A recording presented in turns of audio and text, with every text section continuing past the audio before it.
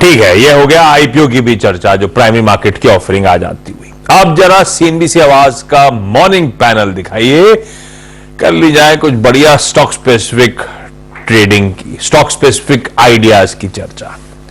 दिखाइए top calls का sting, रखिए गाबा सर को स्क्रीन।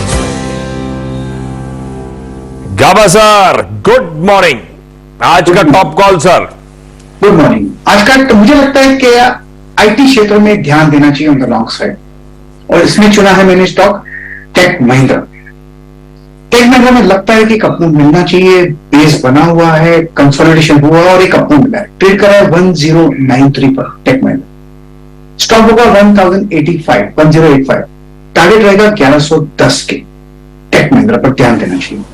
ओके, चलिए गाबा सर की कॉल टेक महिंद्रा, यहां पर ध्यान दीजिए। आईटी में एक्चुअली कल अच्छा मोमेंटम था, कल आईटी इंडेक्स ग्रीन में बंद हुआ था, जबकि मार्केट में चारों तरफ बिकवाली थी, लेकिन आईटी इंडेक्स इकलौता बड़ा इंडेक्स था जहां पर अच्छे खासे ग्रीन्स बने। फिर 200 डे मूविंग एवरेज के आसपास आईटी इंडेक्स, और अब अर्निंग सीजन की शुरुआत होगी 10-15 दिन में, उस पर क्लियरली एक फोकस रहने वाला है। कविता जी को जोड़ लेते हैं। कविता जी, गुड मॉर्निंग, आपकी trade. Good morning Danish ji, good morning everyone. Well, NBFC से पिरामिड एंटरप्राइजेस होगा मेरा टॉप ट्रेड। 793 की क्लोजिंग दिया है।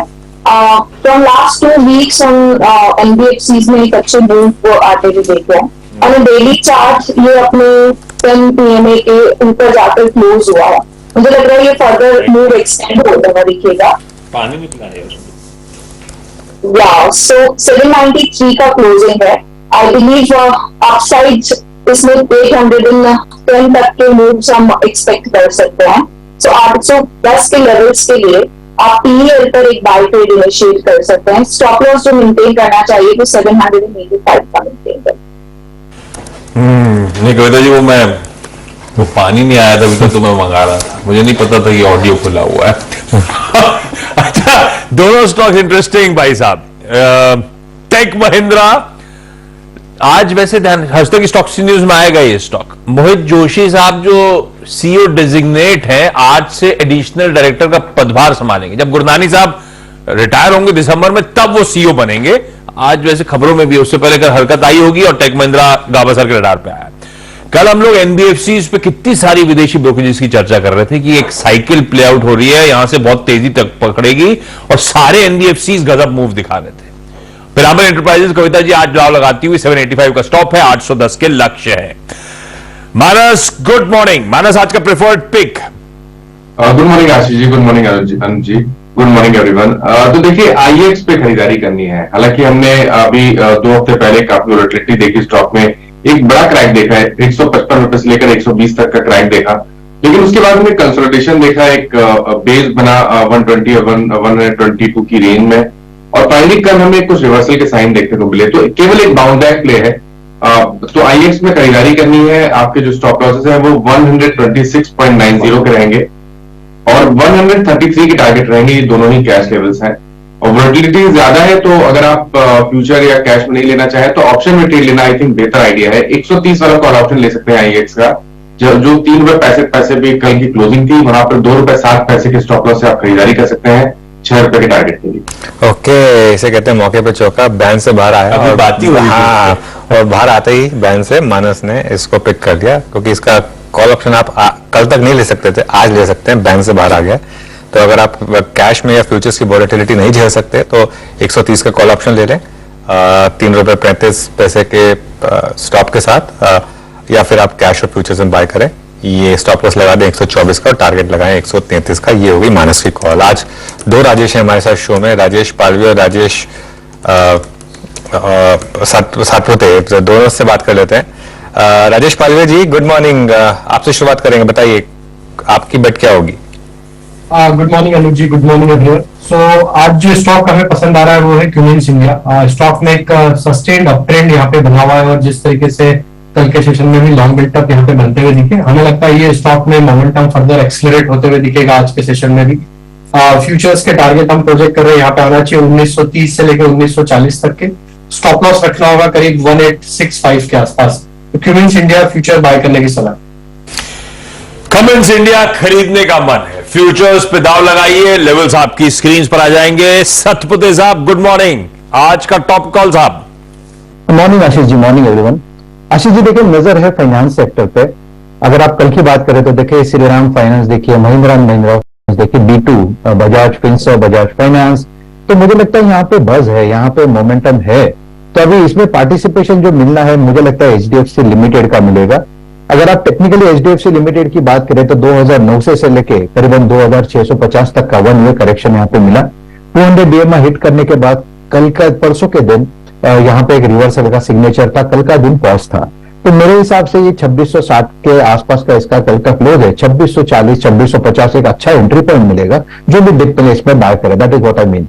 सो buy HDFC limited, your stop loss will be at 2630 and your target should be 2700 से लेके 2700 से लेके 2720। ये एक रेंज दिख रही है मुझे HDFC लिमिटेड के इस बाय कॉल के लिए। तो स्विंग मिलेगा HDFC लिमिटेड में। HDFC लिमिटेड में स्विंग मिलेगा, बड़ा स्टॉक, निफ्टी स्टॉक, यहां पर आपको बेट लेना है। ये बात हो गई राजेश सतपुते जी की तरफ से। चलिए आशीष बहती को जोड़ लेते हैं। आशीष गुड मॉर्निंग। आशीष आपकी trade? Good morning Anil ji, good morning Ashish ji, good morning everyone. Anil ji आज की ट्रेड रहेगी ABFRL पे बाय।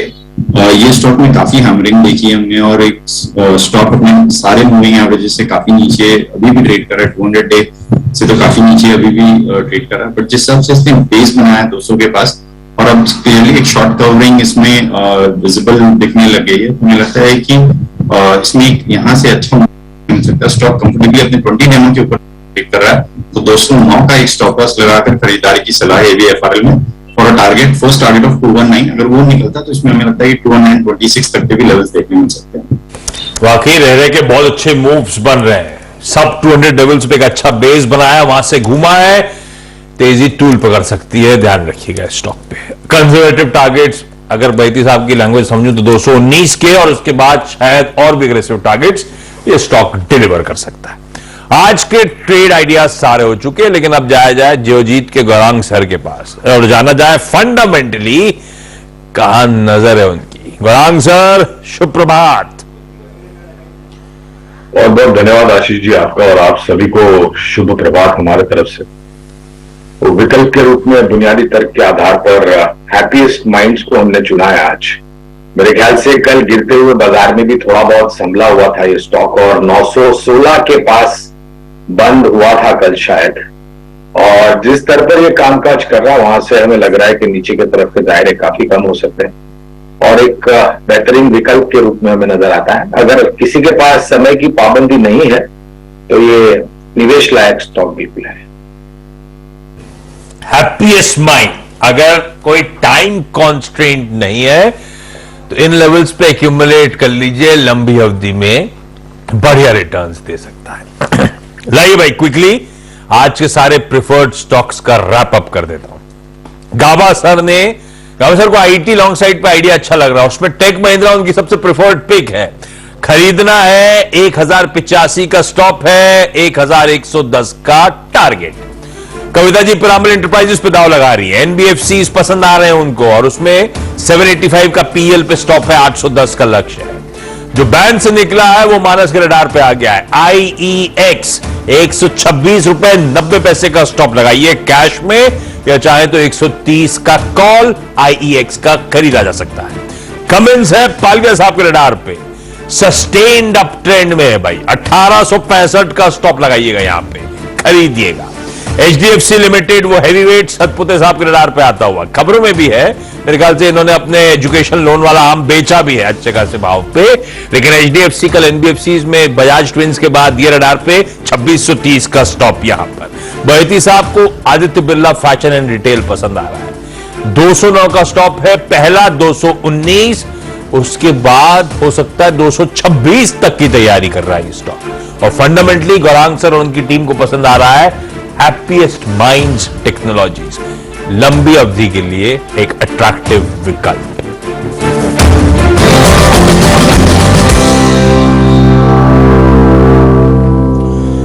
ये सतपुते साहब ने HDFC की बात छेड़ी दी है, तो हर्षदा से उसी के साथ शुरुआत कर जाए। हर्षदा गुड मॉर्निंग, कैसा रहा कल बर्थडे सेलिब्रेशन? अच्छा था, सेलिब्रेशन तो रह गया, हम सब जानते हैं क्यों, मार्केट ने हाई नहीं बनाया, लेकिन पर्सनली अच्छा दिन था। शाम का कोई इन्विटेशन तो नहीं आया? आपके पास आया था क्या? कोई इन्विटेशन नहीं आया। गाबा साहब, गाबा साहब सुबह अपनी धुन में रहते हैं। भाई एचडीएफसी लिमिटेड अफसर जी, क्या खबर है? एचडीएफसी में दरअसल इनकी एक एजुकेशन लोन सब्सिडरी थी, एचडीएफसी क्रेडिलिया, और इसका जो ओवरऑल एसेट बेस था करीब 15,000 करोड़ के लोन्स देते थे, एजुकेशन पर खासा फोकस था। वहां पर दरअसल एचडीएफसी 90% स्टेक बेच रहा है। करीब 9,060 करोड़ में ये 2 पीई कंपनियों को दरअसल स्टेक सेल होता हुआ दिखाई दे रहा है, जिसमें बेरिंग पीई एशिया है और साथ ही साथ क्रिस कैपिटल है। इस पर्टिकुलर सेल के बाद होगा ये कि 80% पैसा एचडीएफसी के हाथ आता हुआ दिखाई देगा। क्रेडेलिया को 2003 करोड़ की नई पूंजी मिलती हुई दिखाई देगी और एचडीएफसी का फिर क्रेडेलिया में जो इस समय 90% स्टेक है वो 10% से कम हो जाएगा। तो ये इनफैक्ट इस सेक्टर की सबसे बड़ी डील मानी जा रही है, क्योंकि इस तरह की डील पहले इस साइज की डील और इस वैल्यू की डील नहीं देखी गई है। तो एक बड़ा यहां पर फायदा दरअसल एचडीएफसी को मिलता हुआ जब ये अपना स्टेक ऑफलोड कर रहे हैं इस पर्टिकुलर एंटिटी में। एचडीएफसी, अगर ये मेगा मर्जर नहीं हो रहा होता ना, ये हुआ, एचबीडी फाइनेंशियल हुआ, ये सब आईपीओ के तौर पे वैल्यू अनलॉक हो रही होती। अब ये मेगा मर्जर के चलते सब अलग अलग विकल्प ढूंढे जा रहे हैं। खैर, एचडीएफसी लिमिटेड तो सत्यदेव साहब का आज का प्रेफर्ड पिक वैसे ही, तो टेक्निकली व्यू लेने की जरूरत है नहीं। और मेरे ख्याल से गौरांग सर से भी समझने की जरूरत है नहीं। गौरांग सर, हमारा रामबाण तो एचडीएफसी बैंक ऑलरेडी था ही, ये दोनों टैंडम में मूव करते हैं। रामबाण मतलब फ्राइडे स्पेशल में गौरांग सर का पिक था। लेना है क्या एचडीएफसी लिमिटेड या एचडीएफसी बैंक? संकोच क्यों करना चाहिए ये समझ में नहीं आता। बिल्कुल लेना चाहिए आशीष। और जैसे हमने पिछले हफ्ते शो में बताया था कि काफी सालों से निवेशकों, लंबी अवधि के निवेशकों के लिए बहुत बेहतरीन तरीके से पूंजी खड़ी करती है। और ये मेरे ख्याल से जो मर्जर की आप बात कर रहे थे, अगर मेरा अनुमान सही है तो, क्योंकि मैंने कुछ लोगों से बात की थी, तो जुलाई के महीने के यानी कि आने वाले महीने में पूर्ण रूप से हो जाएगा। सिस्टम्स इंटीग्रेशन हो चुके हैं और सिर्फ औपचारिकता बाकी है, अनुमति सब मिल गई इनको। आई थिंक जुलाई में कंबाइंड एंटिटी का भाव आपको दिखना चाहिए, तो खरीदारी का बहुत बड़ा मौका है। आज है, कल है, परसों है, जब भी खरीदारी करना चाहे आप कर सकते हैं। खरीदारी करने के मौके हैं, संकोच नहीं करना है, लंबी अवधि के लिए बहुत अट्रैक्टिव हैं। पिछले हफ्ते का सबसे preferred long term fundamental pick में से एक था एचडीएफसी बैंक। एचडीएफसी लिमिटेड आजकल टैंडम कहीं मूव करता है उसके, तो इधर वेज जैसे जो रह जाएगा उसी को खरीद लीजिए एचडीएफसी बैंक। नहीं तो एचडीएफसी लिमिटेड भी पसंद आता है इन लेवल्स के आसपास। रह जाएगा मतलब मेगा मर्जर के बाद ये उसमें मर्ज हो जाएगी एंटिटी। यतिन भी स्टूडियो में रेडी है। आज कई सारी खबरें थी, एक लार्ज ट्रेड एचडीएफसी एएमसी की तैयारी, फिर वो एथर का क्यूआईपी इश्यूएंस, क्या अपडेट्स है? Good morning. Good morning. और टिमकेन में भी होगी एक ब्लॉक डील, तो इधर मोड़ी सब ठीक है? पिछली बार आए थे तो मुड़ की बात नहीं कर रहे। नहीं, अभी ठीक हो गया। वीकेंड में मसाज वसाज किया मैंने खुद ही ठीक हो गया। क्या खबर है? तो देखिए, एचडीएफसी एएमसी की बात करें तो यहाँ ब्लॉक डील आज बिल्कुल ही होने वाली है। और अगर हम सेलर की बात करें तो एबरडीन मैनेजमेंट, यानी जो एचडीएफसी ग्रुप के साथ का जो को प्रमोटर थे और एएमसी के को स्पॉन्सर थे, ये अपने शेयर्स बेचने वाले हैं। लगभग इनकी 10% हिस्सेदारी आज बिकने वाली है, जो कि लगभग 2.2 करोड़ शेयर्स के आसपास है। जो प्राइसिंग है वो जो लोअर एंड है 5% डिस्काउंट पे है येस्टरडे के क्लोजिंग प्राइस से। लेकिन हमारी जानकारी के हिसाब से शायद क्योंकि पार्टिसिपेशन ठीक ठाक है, क्लीन आउट ब्लॉक है, इसके बाद कोई सेलर नहीं है, तो शायद ब्लॉक विंडो में भी इक्वल चांस, 50-50 चांस बना हुआ है कि ब्लॉक विंडो में डील स्ट्राइक हो। ऑब्वियसली अगर ब्लॉक विंडो में होती है तो मैक्सिमम डिस्काउंट जो आप येस्टरडे के क्लोज से दे सकते हैं वो 2% के आसपास है। तो सूत्रों के हवाले से ये जो जानकारी आ रही है वो ये आ रही है कि क्लियरली ये ब्लॉक डील एचडीएफसी एएमसी में आज कंप्लीट हो जाएगी। Bank of America Merrill Lynch इसका बैंकर है और टिमकेन में भी वो एक ब्लॉक डील करने वाले हैं जहां प्रमोटर्स ही अपना हिस्सा बेचने वाले हैं। टिमकेन सिंगापुर की जो इकाई है वो अपना एक 60% प्रमोटर्स का शायद ये 67 के आसपास है और वो भी 7-8% हिस्सेदारी अपनी बेचने वाली है। और इसके अलावा आशीष आपने पूछा एथर के बारे में, तो यहाँ इन्होंने क्यूआईपी लॉन्च कर दिया है। ये केमिकल कंपनी है, 750 करोड़ तक इनकी क्यूआईपी की फंड रेज की योजना है। और प्राइसिंग की बात करें तो 936 रुपए का इंडिकेटिव प्राइस जो है वो हमारे सूत्र हमको जानकारी दे रहे हैं कि हो सकता है 6.25% का डिस्काउंट है करंट मार्केट प्राइस से। और ये जो क्यूआईपी है परसों क्लोज हो जाएगा, तो 750 करोड़ तक की कंपनी की फंड जो जुटाने की योजना है वो अनाउंस्ड है और क्लियरली उतना QIP होता हुआ आपको इस काउंटर में भी दिखाई पड़ेगा। ओके, तो HDFC AMC की ट्रेड में कह रहे हो आप अच्छा डिमांड है ना, होगी डिमांड से बेटर क्या पता, एक तो HDFC की पेरेंटेज है, लास्ट ब्लॉक है और मच अवेटेड है, ये बहुत टाइम से ये वेट कर रहे हैं और क्योंकि आप को स्पॉन्सर होते हो तो सेबी का अप्रूवल लगता है आपको। AMC बिजनेस में जो यूनिट होल्डर्स है उनको भी 15 दिन का एग्जिट विंडो देना है, तो किसी को आपके म्यूचुअल फंड्स बेचने हैं मतलब रिडीम करने हैं तो वो भी कर सकते हैं। तो पूरा प्रोसेस रन हुआ था मार्च 31 तक और मुझे लगता है उसके बाद एक आध दो टेक्निकल जो अप्रूवल थे वो आने के बाद तुरंत ये काफी अनाउंसमेंट तो बहुत पहले आ गई थी। इसमें यकीन एक फैक्टर उसका भी आएगा ना, MSCI का भी आएगा और पहले उसके बाद MSCI। हाँ, FTSE MSCI दोनों में क्यों होगा, क्योंकि आशीष ये प्रमोटर्स हैं और क्योंकि 10% हिस्सा बेच रहा है तो पब्लिक फ्लोट बढ़ रहा है, तो जैसे पब्लिक फ्लोट बढ़ जाता है ये MSCI और FTSE के एलिजिबिलिटी में आ जाता है, लेकिन यहां से स्टॉक को 20% तक चलना पड़ेगा, उसके बाद जो है वो सूरज उगता हुआ दिखेगा। वो प्रॉब्लम वही है कि 20% चले कैसे, क्योंकि AMC में सेक्टोरल टेलविंड नहीं है। जो सेबी जिस तरीके से मतलब एक AMC मतलब पीछे तो नहीं पड़ा है, लेकिन मतलब कहते हैं ना कि एक क्लियरली एक जो इनकम है उनकी वो बहुत ज्यादा बढ़ने के चांसेस कम है AMC के। हाँ, जय यति ने कहा अगर ब्लॉक विंडो में हो गई अगर, और क्योंकि कल लोग शॉर्ट करके गए थे, कल देखिए कल स्टॉक जो है कि जिस तरीके से गिरा, एक बस का फ्यूचर्स प्लेट ले आइए एक बजा HDFC AMC का, कैश में 1892 का भाव है इसका और फ्यूचर्स में देखिए कल मेरे ख्याल से इंट्राडे में डिस्काउंट था, आई थिंक क्लोजिंग तक रहा कि नहीं पता नहीं, 1869 पर फ्यूचर्स बंद हुए, 23 पॉइंट का डिस्काउंट था। तो ये जिन्होंने बेचा है अगर तो ये ब्लॉक विंडो में हो गया, जैसे यतिन कह रहे 50-50 है, अगर तो ब्लॉक विंडो में हो गया तो सीधा ये 6% ऊपर खुलेगा, 5-6% ऊपर, तो शॉर्ट का कोई चांस ही नहीं है। अगर ब्लॉक विंडो में नहीं हुआ और अगर स्लिपेज हो गई या लीकेज हो गई फिर ये स्टॉक आपको तंग करेगा एक हफ्ते तक। ये सारा का सारा खेल इसमें आज ये मुश्किल हो गया, डिसाइड देखना पड़ेगा कैसे प्ले आउट होता है। सेक्टोरल टेलविंड होती ना अगर, तो मैं इसे कहते हैं ना अनअडल्टरेटेड बुलिश व्यू ले रहता है इसके ऊपर आज कि बस ये ब्लॉक विंडो में ब्लॉक में ना भी होता अगर ये, तो मैं कहता कि अगर बस ये क्लीन आउट ट्रेड है प्लस वेटेज बढ़ेगा तो ये फैक्टर आ जाएगा, क्योंकि सेक्टोरल टेलविंड मिसिंग है इसके लिए। बस ये है कि लेकिन इसमें अगर ब्लॉक विंडो में होगी तो फिर वो टेक्निकल फैक्टर है कि शॉर्ट कवरिंग वाला जो कल शॉर्ट किया है वो वाला फैक्टर आ जाएगा इसके लिए। ये बस मामला यहाँ पर आज सारा इस चीज का रखिए रडार में भाई। HDFC AMC अबरडीन अपना बचा हुआ लास्ट 10.2% स्टेक बेचने जा रहा है, बेचेगा कल की क्लोजिंग से अप टू 4.9% डिस्काउंट में सौदे होने।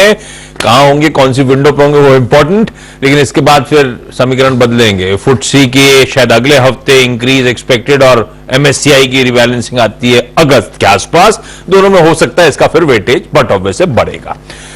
एथर इसका चार्ट इस पे अब कहना मुश्किल हो गया है, कहां खुलेगा कैसे बिहेव करेगा, उस पे बाद एक्सपर्ट से व्यू लेता हूं, वेट करते हैं HDFC AMC पे।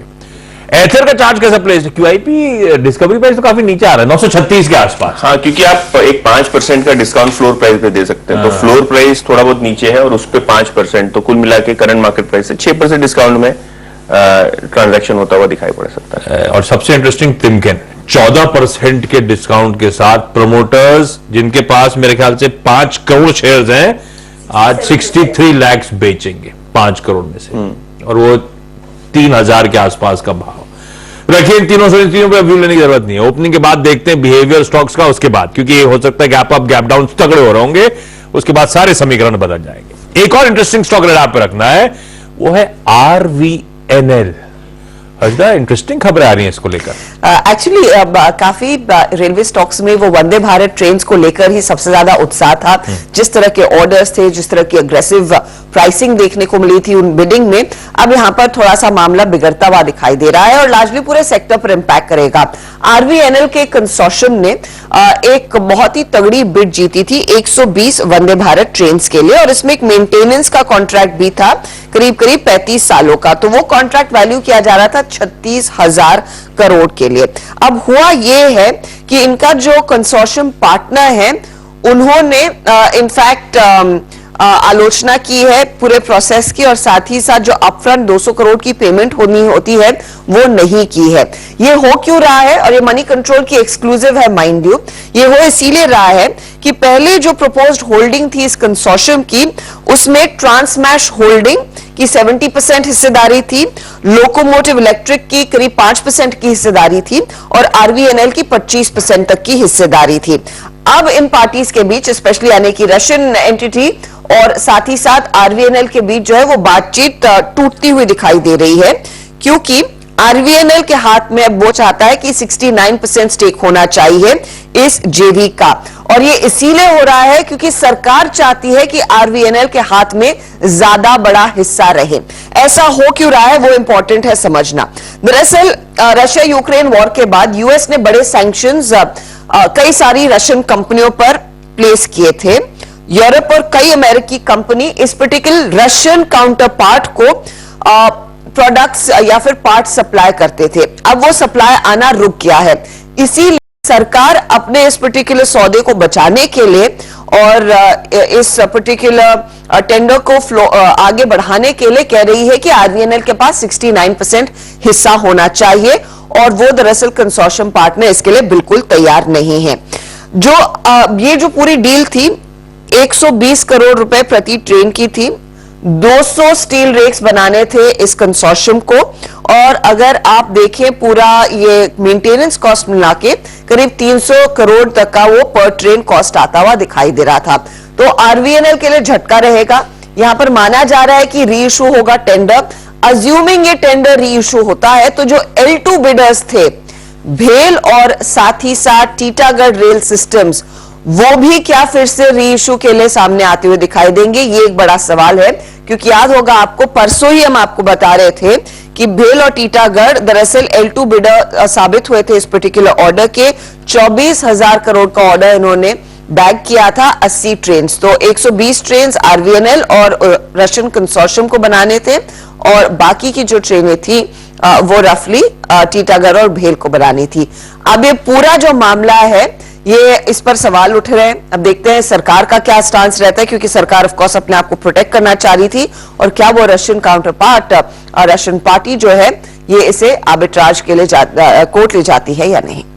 तो भाई आरवीएनएल फोकस में अनसर्टेनिटी हो गई उस पूरे टेंडरिंग प्रोसेस को लेकर, तो टीटागढ़ और भेल को भी रखे रडार पे। बैती साहब, ये ट्रांसमैश होल्डिंग्स का चार्ट देखा क्या आपने? आरवीएनएल बैती साहब, खबरों में झटका लगता हुआ, कैसा लग रहा है चार्ट? आशीष जी, बहुत ज्यादा रनअप ऑलरेडी आरवीएनएल में हो चुका है। यही स्टॉक लास्ट ईयर करीब 30 से 40 के रेंज में चलता था और अभी 124। हमें लगता है कि आज का न्यूज के कारण एक नेगेटिव इंपैक्ट देखने को मिल सकता है और एक फॉल देखने को मिल सकता है। स्टॉक नहीं है तो शॉर्टिंग तो नहीं कर सकते, बट अवॉइड करने की सलाह रहेगी। जिनके पास भी लॉन्ग है एक बार जरूर एग्जिट करने की या प्रॉफिट बुक करने की सलाह। जिनके पास अच्छा प्रॉफिट होगा तो एग्जिट एक बार प्रॉफिट जरूर बुक कर ले इस पे। ये आरवीएनएल की कहानी। गाबा सर, भेल कैसा प्लेस्ड है? क्योंकि अच्छे मूव्स भेल में, बहुत अच्छे मूव्स टीटागढ़ रेल सिस्टम्स में देखने को मिले थे। टीटागढ़ को छोड़ देते हैं, बीएचईएल कैसा लग रहा है चार्ट्स पे गाबा सर? तो बीएचईएल का जो चार्ट स्ट्रक्चर तो पॉजिटिव है, थोड़ा डिप मिलता है तो खरीदारी का मौका रहेगा, क्योंकि 85 के आसपास बहुत स्ट्रॉन्ग सपोर्ट जोन है। मुझे खरीदना चाहिए फॉर नेक्स्ट टेक्निकल टारगेट और 100 के आसपास, लेकिन मुझे लगता है थोड़ा साइडवेज मूव मिलना चाहिए, थोड़ा डिप पॉसिबल है, लेकिन 85 स्ट्रॉन्ग सपोर्ट जोन है, इसके आसपास मिलता है तो खरीदना चाहिए। बीएचईएल भाई है तो पॉजिटिव, लेकिन फिलहाल साइडवेज या कुछ करेक्शन में जा सकता है, लेकिन एग्रेसिव टारगेट गाबा सर के इवेंचुअली तो गिरावट में शायद ये स्टॉक खरीदारी पर। देखते हैं आज किस तरह समीकरण बिगड़ते हैं, बाजार कैसे ले रहा है, कैसे रीड कर रहा है ये वंदे भारत के पूरे डेवलपमेंट्स को, ये टेंडरिंग के पूरे डेवलपमेंट्स को। ठीक है, आगे बढ़ रहा हूं अब यहां से। एक और इंटरेस्टिंग खबर थी, जितनी आरवीएल इंटरेस्टिंग थी उतनी एक और इंटरव्यू एविएशन की खबर। इंटरव्यू एविएशन हजरा कैसा प्लेस्ड, सॉरी कैसा प्लेस्ड पूछ रहा हूं, खबर क्या है? कैसा प्लेस्ड है वो हमारे जानकार बताएंगे। हाँ। लेकिन खबर बड़ी है। कंपनी ने दरअसल एयरबस के साथ 500 विमानों का ऑर्डर प्लेस किया है। A320s के दरअसल 3 वर्जन्स हैं, A320 neo, A321 neo और साथ ही साथ A321 XLR। ये 3 एयरक्राफ्ट जो कुल संख्या है 500 एयरक्राफ्ट की, ये उन्होंने ऑर्डर डाला है। और ये रफली डिलीवरी एयरबस कह रही है करीब 2029 ऑनवर्ड्स टिल 35 होती हुई दिखाई देगी। याद रहे ये इंटरग्लोब एविएशन की तरफ से सबसे बड़ा ऑर्डर है और साथ ही साथ एयरबस के लिए भी अब तक का सबसे बड़ा ऑर्डर है एक पर्टिकुलर एयरक्राफ्ट के लिए, यानी कि A320 के लिए। तो क्लियरली अपना फ्लीट साइज इंटरग्लोब एविएशन बढ़ाना चाहती है। इस पर्टिकुलर ऑर्डर के साथ कंपनी के फ्लीट में करीब 1000 से ज्यादा विमान हो जाएंगे। कंपनी कह रही है लार्जली ये जो विमान ऑन बोर्ड किए जा रहे हैं इनका इस्तेमाल अपने इंटरनेशनल ऑपरेशंस को और स्ट्रेंथन करने के लिए किया जाएगा। और ऑफ कोर्स हमने देखा है ब्रोकरेजेस भी इस पर अपनी राय दे रही हैं, लेकिन ब्रोकरेजेस की नजरें ऑफ कोर्स वो गंगवाल फैमिली की तरफ से स्टेक सेल कब होता है उस पर है। ओवरवेट की रेटिंग मॉर्गन स्टैनली ने दी, 3126 रुपए प्रति शेयर का ये टारगेट दे रहे हैं, लेकिन एक बहुत बड़ा ऑर्डर और क्लियरली इंटरग्लोब एविएशन के बहुत ही एम्बिशियस प्लान्स हैं अपनी फ्लीट को मजबूत करने के लिए। Largest deal in aviation history. Palve साहब आप इंटरग्लोब का चार्ट रेडी रखिएगा। गौरांग सर, क्या समीकरण बदल रहे हैं इस कंपनी के लिए? डायनामिक्स क्या इंडस्ट्री के चेंज हो रहे हैं? कैसे प्लेयर्स बाहर हो रहे हैं? लिटरली रोज सिर्फ कोर्ट का दरवाजा खटखटा रहे हैं, एनसीएलटी में गुहारें लगी हुई हैं लेसर्स की तरफ से, क्या दिक्कतों में आते हुए, और उस बीच क्या भुना रहा है फायदा इंटरग्लोब? 2400 पे सब कुछ डिस्काउंटेड है या आपके जियोजीत के और एग्रेसिव टारगेट्स हैं? तो पहले लक्ष्य बता देते हैं आशीष, 2850 से लेकर के 3000 के लक्ष्य हैं। और अभी अर्शदा जी ने जिक्र किया, पहले तो जन्मदिन की शुभकामनाएं, हालांकि एक दिन बीत चुका है अर्शदा जी को हमारे तरफ से, लेकिन जन्मदिन की शुभकामनाएं आपको। तो गंगवाल फैमिली का जो स्टेक सेल की बात है वो काफी समय से बाजार में है। अब मुझे नहीं लग रहा है कि इस चीज को लेकर के कोई तरह की परेशानी स्टॉक में आएगी। और जैसे जैसे और खरीदार बहुत सारे हैं आशीष इस स्टॉक में। दूसरी बात, ये जो बहुत सबसे बड़ा ऑर्डर इंडिगो यानी कि इंटरग्लोब एविएशन की तरफ से एयरबस को मिला है, इसको धीरे धीरे करके संख्या जुड़ती जाएगी जो इनकी फ्लीट की साइज है उसमें समय लगेगा इसको। जहां तक मेरी जानकारी है एयरबस के पास 10 प्रोडक्शन लाइंस हैं इस प्रकार के, एयरबस 320 नियो, 321 नियो और XLR is basically extra large range aircraft जो कि लंबी दूरी तक सफर कर सकते हैं और ये फ्यूल इकोनॉमी इनकी बहुत ज्यादा होती है एक्सएलआर की। मुझे नहीं लग रहा कि कोई तरह की परेशानी। और एक बात बिल्कुल है आशीष, ये क्षेत्र ऐसा है जहां पर सर्वाइवल ऑफ द फिटेस्ट, और मुझे नहीं लग रहा कि किसी भी तरीके की परेशानी इंटरग्लोब एविएशन को होनी चाहिए। और आज ही मैं एक खबर पढ़ रहा था, दिल्ली से मेरे ख्याल से अनुमति मिली है इंडिगो को और विस्तारा को बाहर के देशों में उड़ान भरने के लिए, और आने वाले समय में मेरे ख्याल से और भी अनुमति मिलती जाएगी इनको। तो खरीदारी की राय बिल्कुल है। 2850 3000 का लक्ष्य कि देखिए वो ब्लॉक डील जो यतिन बोल रहे थे 50-50 चांस है, वो ब्लॉक विंडो में हो गई है। और ब्लॉक विंडो में हो गई इसका मतलब क्या है कि 2% डिस्काउंट से ज्यादा डिस्काउंट नहीं हो सकता। किस लेवल पर हुई है ब्लॉक डील, अगर एक प्राइस आ जाए मेरे ख्याल से वो इंपॉर्टेंट होगा। अगर वो प्राइस मुझे मिल जाएगा तो मैं और अच्छे से इस पर अपना व्यू दे पाऊंगा। लेकिन मेरे ख्याल से 1873 रुपए पर हुई है, 1873 पर। कल का फ्यूचर स्प्लिट लेकर आइए अब जरा, कल का फ्यूचर स्प्लिट 1873 पर 2 करोड़ शेयरों की डिमांड सीधा ब्लॉक विंडो में हो गई। मतलब किसी को आज माल नहीं मिलेगा इसमें जब वो उसमें, हाँ ये सीधा जो स्टॉक है ना अब आपका खुलेगा। मेरे को मतलब डिस्काउंट चाहिए सिर्फ, उससे कुछ फर्क नहीं पड़ता। 23 रुपए का जो डिस्काउंट था, ये जो मैं टेक्निकल फैक्टर्स की वजह से बोल रहा था, अगर सेक्टोरल टेलमेंट होती है ना आशीष, ये आज स्टॉक सीधा 2000 के ऊपर खुलता सीधा।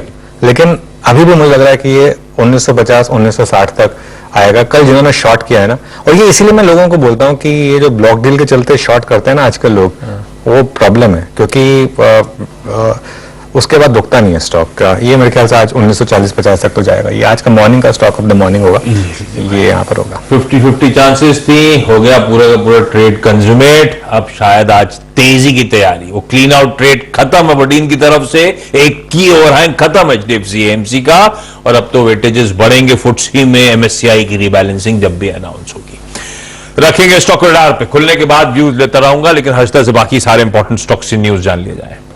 कैन फिन होम्स भी आज रेडार पर रहेगा। यहां पर बोर्ड ने अप्रूवल दे दिया है कि 1000 करोड़ ये QIP के जरिए रेस कर सकते हैं, साथ ही साथ 4000 करोड़ डेट इंस्ट्रूमेंट्स के जरिए कैन फिन होम्स रेस करता हुआ दिखाई देगा। ये बोर्ड से कल इनफैक्ट इनको अप्रूवल मिला है, तो वो स्टॉक पहले रखेंगे रेडार पर। साथ ही कल टाटा पावर की AGM हुई, तो AGM के कुछ हाइलाइट्स मैं आपके सामने शेयर कर रही हूं। कंपनी ने कहा है कि FY24 में यानी कि इस वित्त वर्ष में 12,000 करोड़ का इन्वेस्टमेंट कंपनी करती हुई दिखाई देगी अपने कैपिटल एक्सपेंडिचर को ओवरऑल मीट करने के लिए। ये इनफैक्ट कंपनी डबल अमाउंट जो FY23 में स्पेंड किया था उसे 2 गुना ज्यादा खर्च वो करने वाले हैं FY24 में। कंपनी का इरादा साफ है कि 500 gigawatt non fossil installed capacity 2030 तक ये खड़ी करेंगे। Company aggressively clean and green sources पर फोकस कर रही है, अपनी 50% इंस्टॉल कैपेसिटी क्लीन और ग्रीन रखना चाहती है।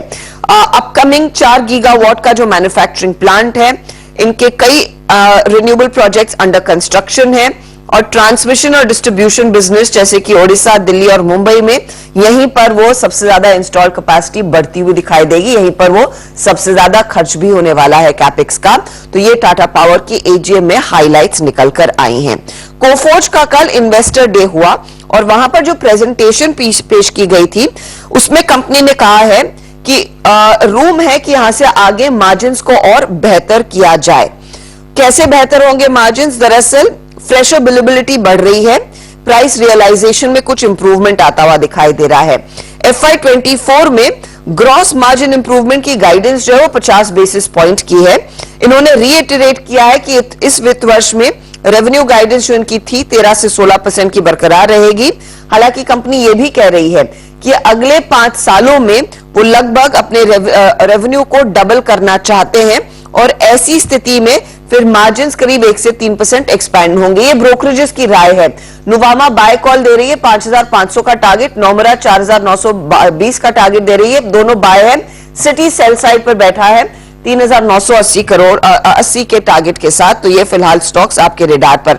सन फार्मा के लिए एक डेवलपमेंट है, कनाडा से दरअसल इनको अप्रूवल मिला है एक्ने ड्रग के लिए। स्पेशलिटी सेल्स बिजनेस बढ़ता हुआ दिखाई देगा, बहुत बड़ा पॉजिटिव है। तो ये सारे स्टॉक्स रेडार पर रखिए इन तमाम स्टॉक्स को रेडार पे। Shriram Finance, Tega Industries large trades के बाद आज देखते हैं किस तरह का रुझान बनता है।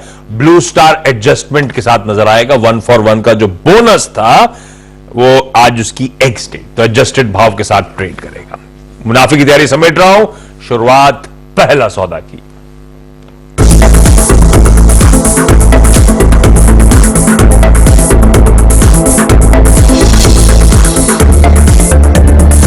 ये है पहला सौदा, CNBC आवाज मोतीलाल ओसवाल स्टूडियो से live.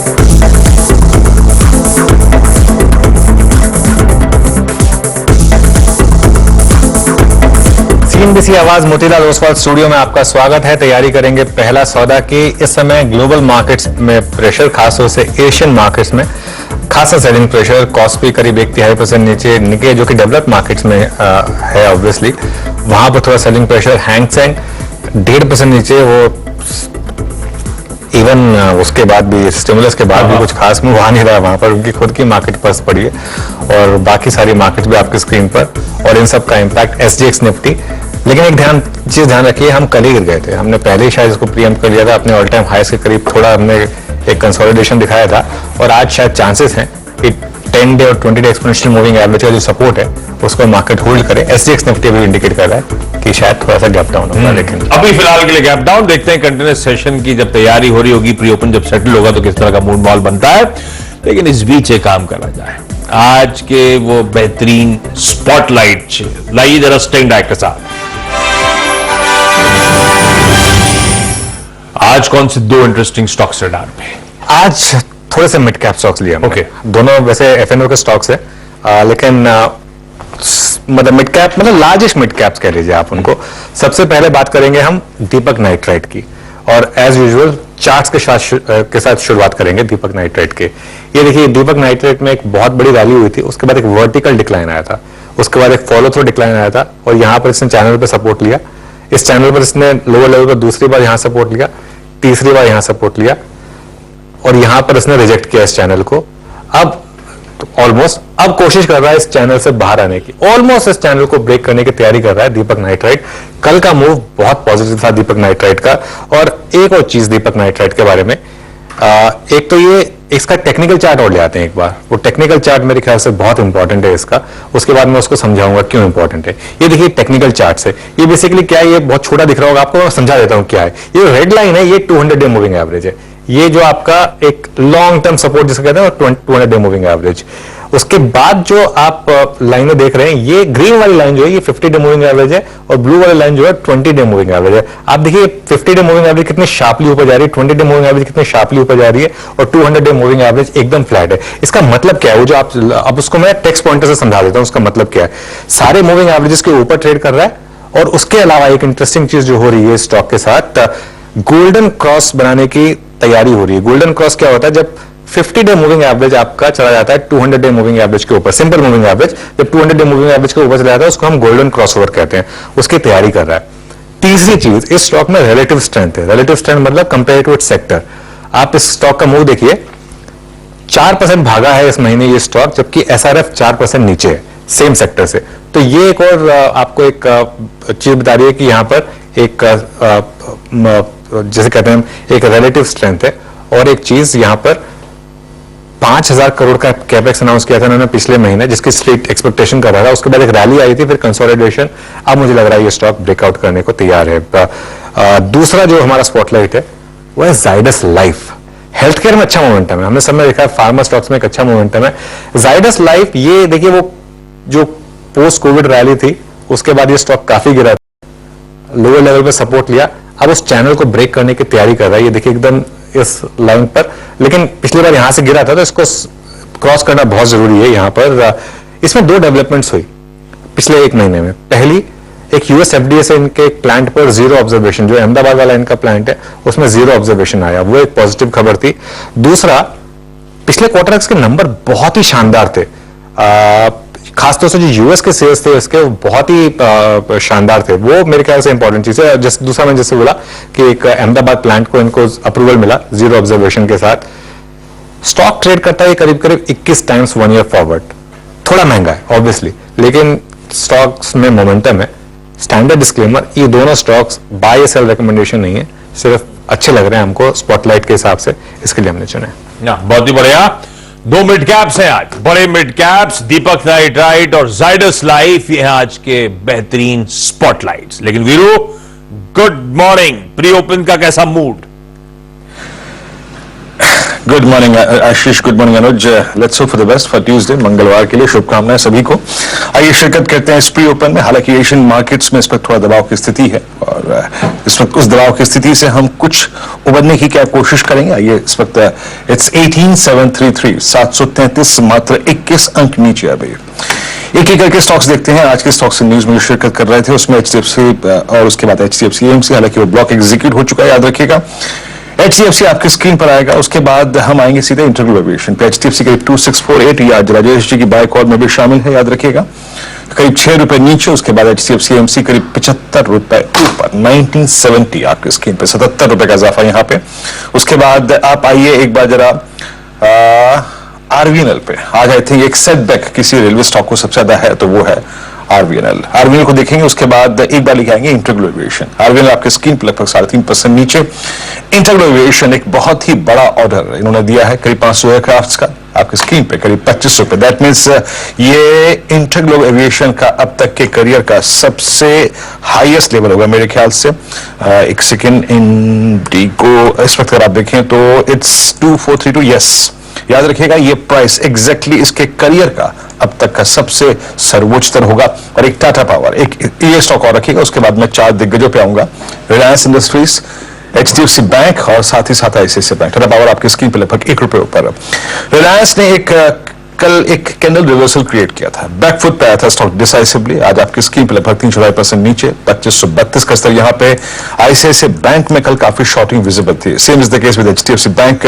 ICICI bank 923, that means ICICI bank अब अपने 50 डे एक्सपोनेंशियल मूविंग एवरेज के नीचे ट्रेड करना शुरू कर रहा है। 50 डे के नीचे अगर ICICI बैंक ट्रेड करता है तो याद रखिएगा फर्स्ट वीक ऑफ अप्रैल के बाद फर्स्ट टाइम ICICI बैंक अपने 50 डे मार्क नीचे ट्रेड करेगा।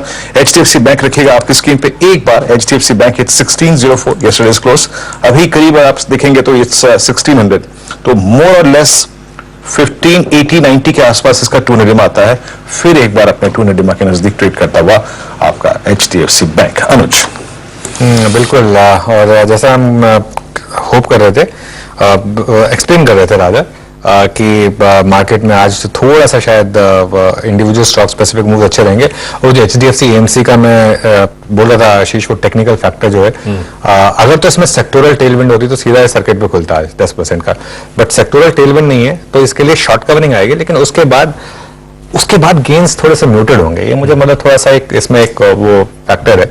लेकिन आज शुरुआत, अब सोचिए कल अगर आपने 1870 पे बेच दिया वो उसमें फ्यूचर्स में, ये सोच करके 1800 पे ब्लॉक डील होगी, और वो ब्लॉक डील होगी 1871 पर, और वो आपको चांस भी नहीं मिला उस ब्लॉक डील में कवर करने का। क्योंकि लोग करते क्या है, फ्यूचर्स में बेच देते हैं, अगले दिन होप करते हैं कि हम ब्लॉक जब होगा तो उस समय हम ले लेंगे।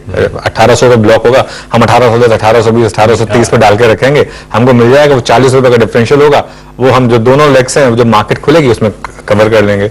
इतना आसान रह ही नहीं गया अब ये वाला मामला। ब्रोकर्स भी बहुत समझदार हो गए हैं, वो भी कोशिश करते हैं कि लीकेज कम से कम हो, लेकिन 4-5% का गैप अप मिलने की तैयारी है। गजब गैप अप की तैयारी हो रही है, जैसी चर्चा हुई थी। अब चलिए आज का करेंसी मार्केट दिखा देता हूं। 81.93 कल का क्लोज था, 82 के ऊपर के टिक्स हैं। रुपया कुछ कमजोरी के साथ इस समय कामकाज करता हुआ, मेरे ख्याल से 10 पैसा 11 पैसा दबाव में। बाकी के ओपनिंग में कच्चा तेल फ्लैट है, 58.62 के लेवल्स पे शुरुआत हो रही है। सोना फ्लैट है, स्लाइटली इन ग्रीन, 59,193 के इनिशियल टिक्स, और चांदी भी एकदम सपाट खुला है, 72,379 के इस समय के टिक्स, 67 रुपीस का हल्का दबाव। आज सुबह जो सीधा सौदा में 20 स्टॉक्स हाईलाइट हुए थे, उनका एक क्विक रैप अप देखिए, और उसमें HDFC AMC को लाल से हरे में कर लीजिएगा।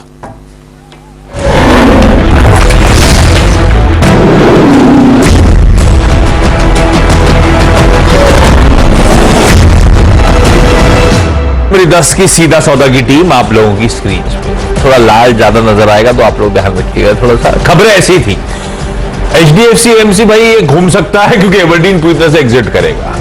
देखते हो लार्ज ट्रेड्स कैसे होते हैं, लेकिन मैं लाल लेके चलता हूं शुरुआत के लिए। एथर इंडस्ट्रीज को लाल ले रहा हूं, QIP शायद एक मीनिंगफुल डिस्काउंट पे हो रहा होगा।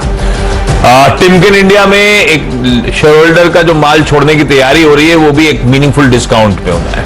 IIFL सिक्योरिटीज की जो सेबी की गाज गिरी है, इसके चलते onboarding of fresh clients, new client 2 साल के लिए रोक, उसका रब ऑफ में सिर्फ ग्रुप रब ऑफ, इसमें शायद 5 पैसे का इन्वॉल्वमेंट नहीं, ये तो उसके बाद फॉर्म हुई कंपनी, लेकिन फिर भी ग्रुप रब ऑफ के चलते इसको लाल दिया गया।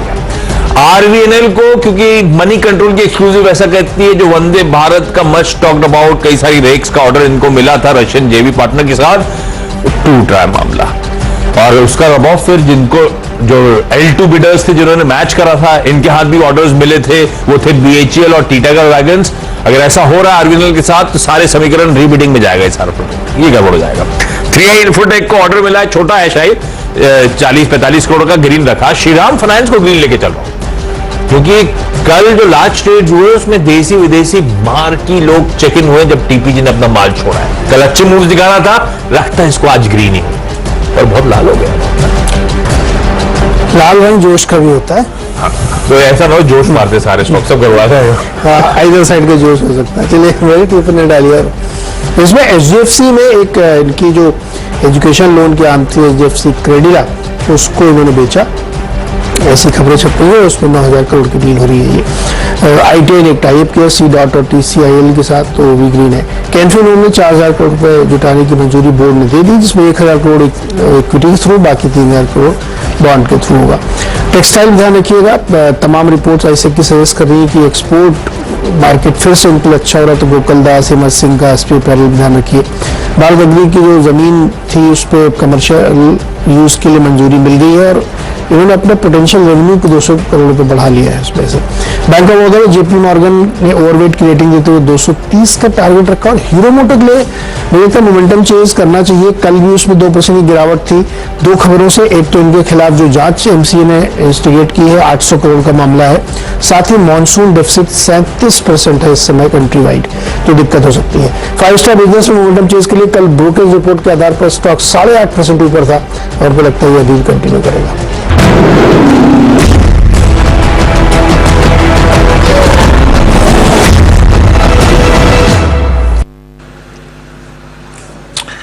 ओके, आपने टीम्स को देखा और यहाँ पे एसजीएक्स निफ्टी को देख रहे थे आप। आपके स्क्रीन पे मोर और लेस ये अभी तक ये फ्रीज हो चुका है, 18752।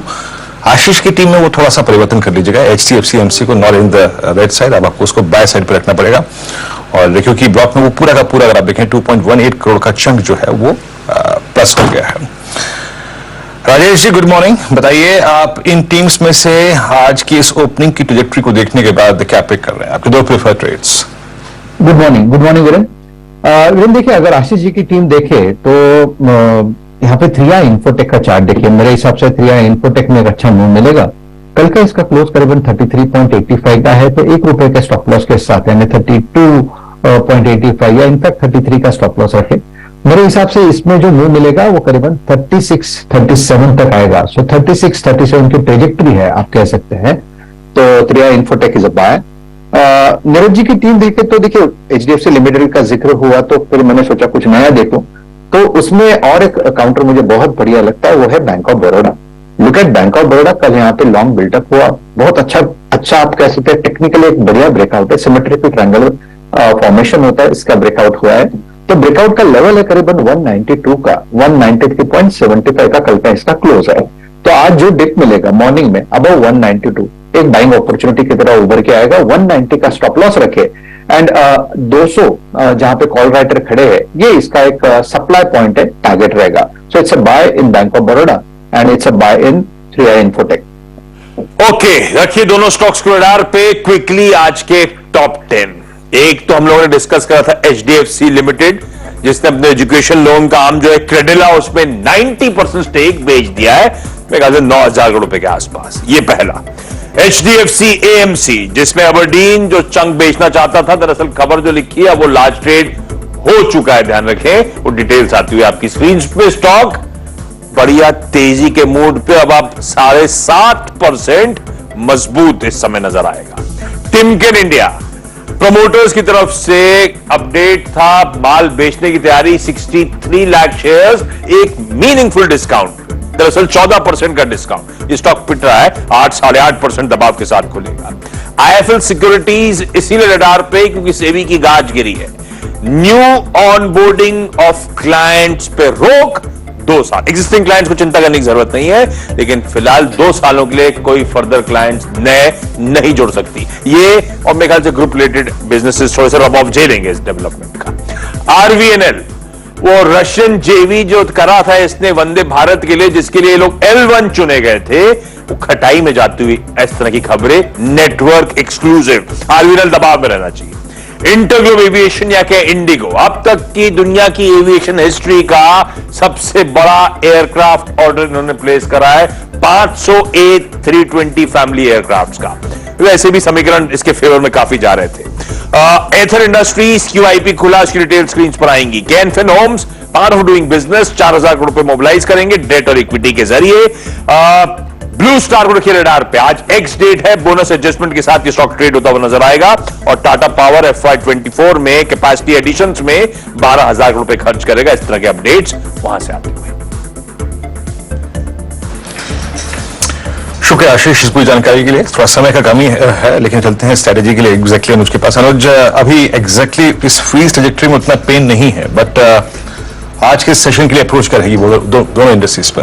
Good morning. तो देखिए, कल एक क्लियर कट व्यू था कि ऑल टाइम हाइस पर मार्केट थोड़ा कंसोलिडेट करेगा, थोड़ी प्रॉफिट टेकिंग आएगी, और इनफैक्ट इवन एक काउंटर शॉट भी कल वर्क की होगी। लेकिन कल मार्केट का सेटअप क्योंकि ओवरबॉट था, आज मार्केट का सेटअप जो है ओवरसोल्ड है। एफआईआईज ने कैश बेचा, डीआईज ने कैश बेचा, एफआईआई ने स्टॉक फ्यूचर बेचा, एफआईआईज ने इंडेक्स फ्यूचर बेचा। फ्राइडे के डेटा में सारे बाय नंबर्स थे। पुट कॉल रेशियो 0.92 पर, मेरे ख्याल से आज बाय करें। पहला सपोर्ट है 10 डे एक्सपोनेंशियल मूविंग एवरेज का 18686 का, मूविंग एवरेज प्ले में आ जाएंगे अब वीरू, और 20 डे एक्सपोनेंशियल मूविंग एवरेज 18582 पर। ओपन पर बाय करें 18680 से 18710 वैसे मेरा बाय जोन था, लेकिन अगर वो नहीं आएगा तो ओपन पर भी आप बाय करें। और एड जोन है 18625 से 18675 और एक बहुत टाइट स्टॉप लॉस। अगर तो आप कंजर्वेटिव ट्रेडर हो तो 10 डे एक्सपोनेंशियल मूविंग एवरेज का स्टॉप लॉस लगा दीजिए। अगर आप अग्रेसिव ट्रेडर हो तो 20 डे एक्सपोनेंशियल मूविंग एवरेज का स्टॉप लॉस लगा दीजिए 18582 का। और प्रॉफिट बुक करिए उस ट्रेड में 18850 से लेकर 18880 तक। उस जोन को निकलने में थोड़ा टाइम लगेगा। टेक्सचर बाय ऑन डिप्स का है। बस प्रॉब्लम क्या है, बैंक निफ्टी। बैंक निफ्टी अपने सारे मूविंग एवरेजेस के नीचे है, 10, 20, इवन 50, 100 और 200 डे मूविंग एवरेज के नीचे बैंक निफ्टी इस समय काम कर रहा है। लेकिन 43,501 और 43,397 लास्ट वीक के लोस, ये अगर डिफेंड हो गए तो फिर पॉसिबल एक बार फिर 44,000 की तरफ चले। एक महीने से ये यही कर रहा है पेंडुलम की तरह, 43,500 टू 44,000। लेकिन अभी भी मैं कहूंगा वीरू कि थोड़ा बैंक निफ्टी में कन्विक्शन मिसिंग है कंपेयर टू निफ्टी। जैसा आपने कहा समय की थोड़ी कमी है, 20 सेकंड रह गए। चलिए इस बॉल पे चलते हैं और मार्केट ओपनिंग को देख लेते हैं, किस तरीके की मार्केट ओपनिंग आज हमको दिखाई देगी। चलिए पहले रेट्स आएंगे आपकी स्क्रीन पर, निफ्टी, बैंक निफ्टी सभी के, और करीब करीब 3 पॉइंट ही नीचे निफ्टी सेटल हुआ था प्री ओपन में, लेकिन एक्चुअल ओपनिंग में देखते हैं किस तरीके से ये बढ़ रहे हैं।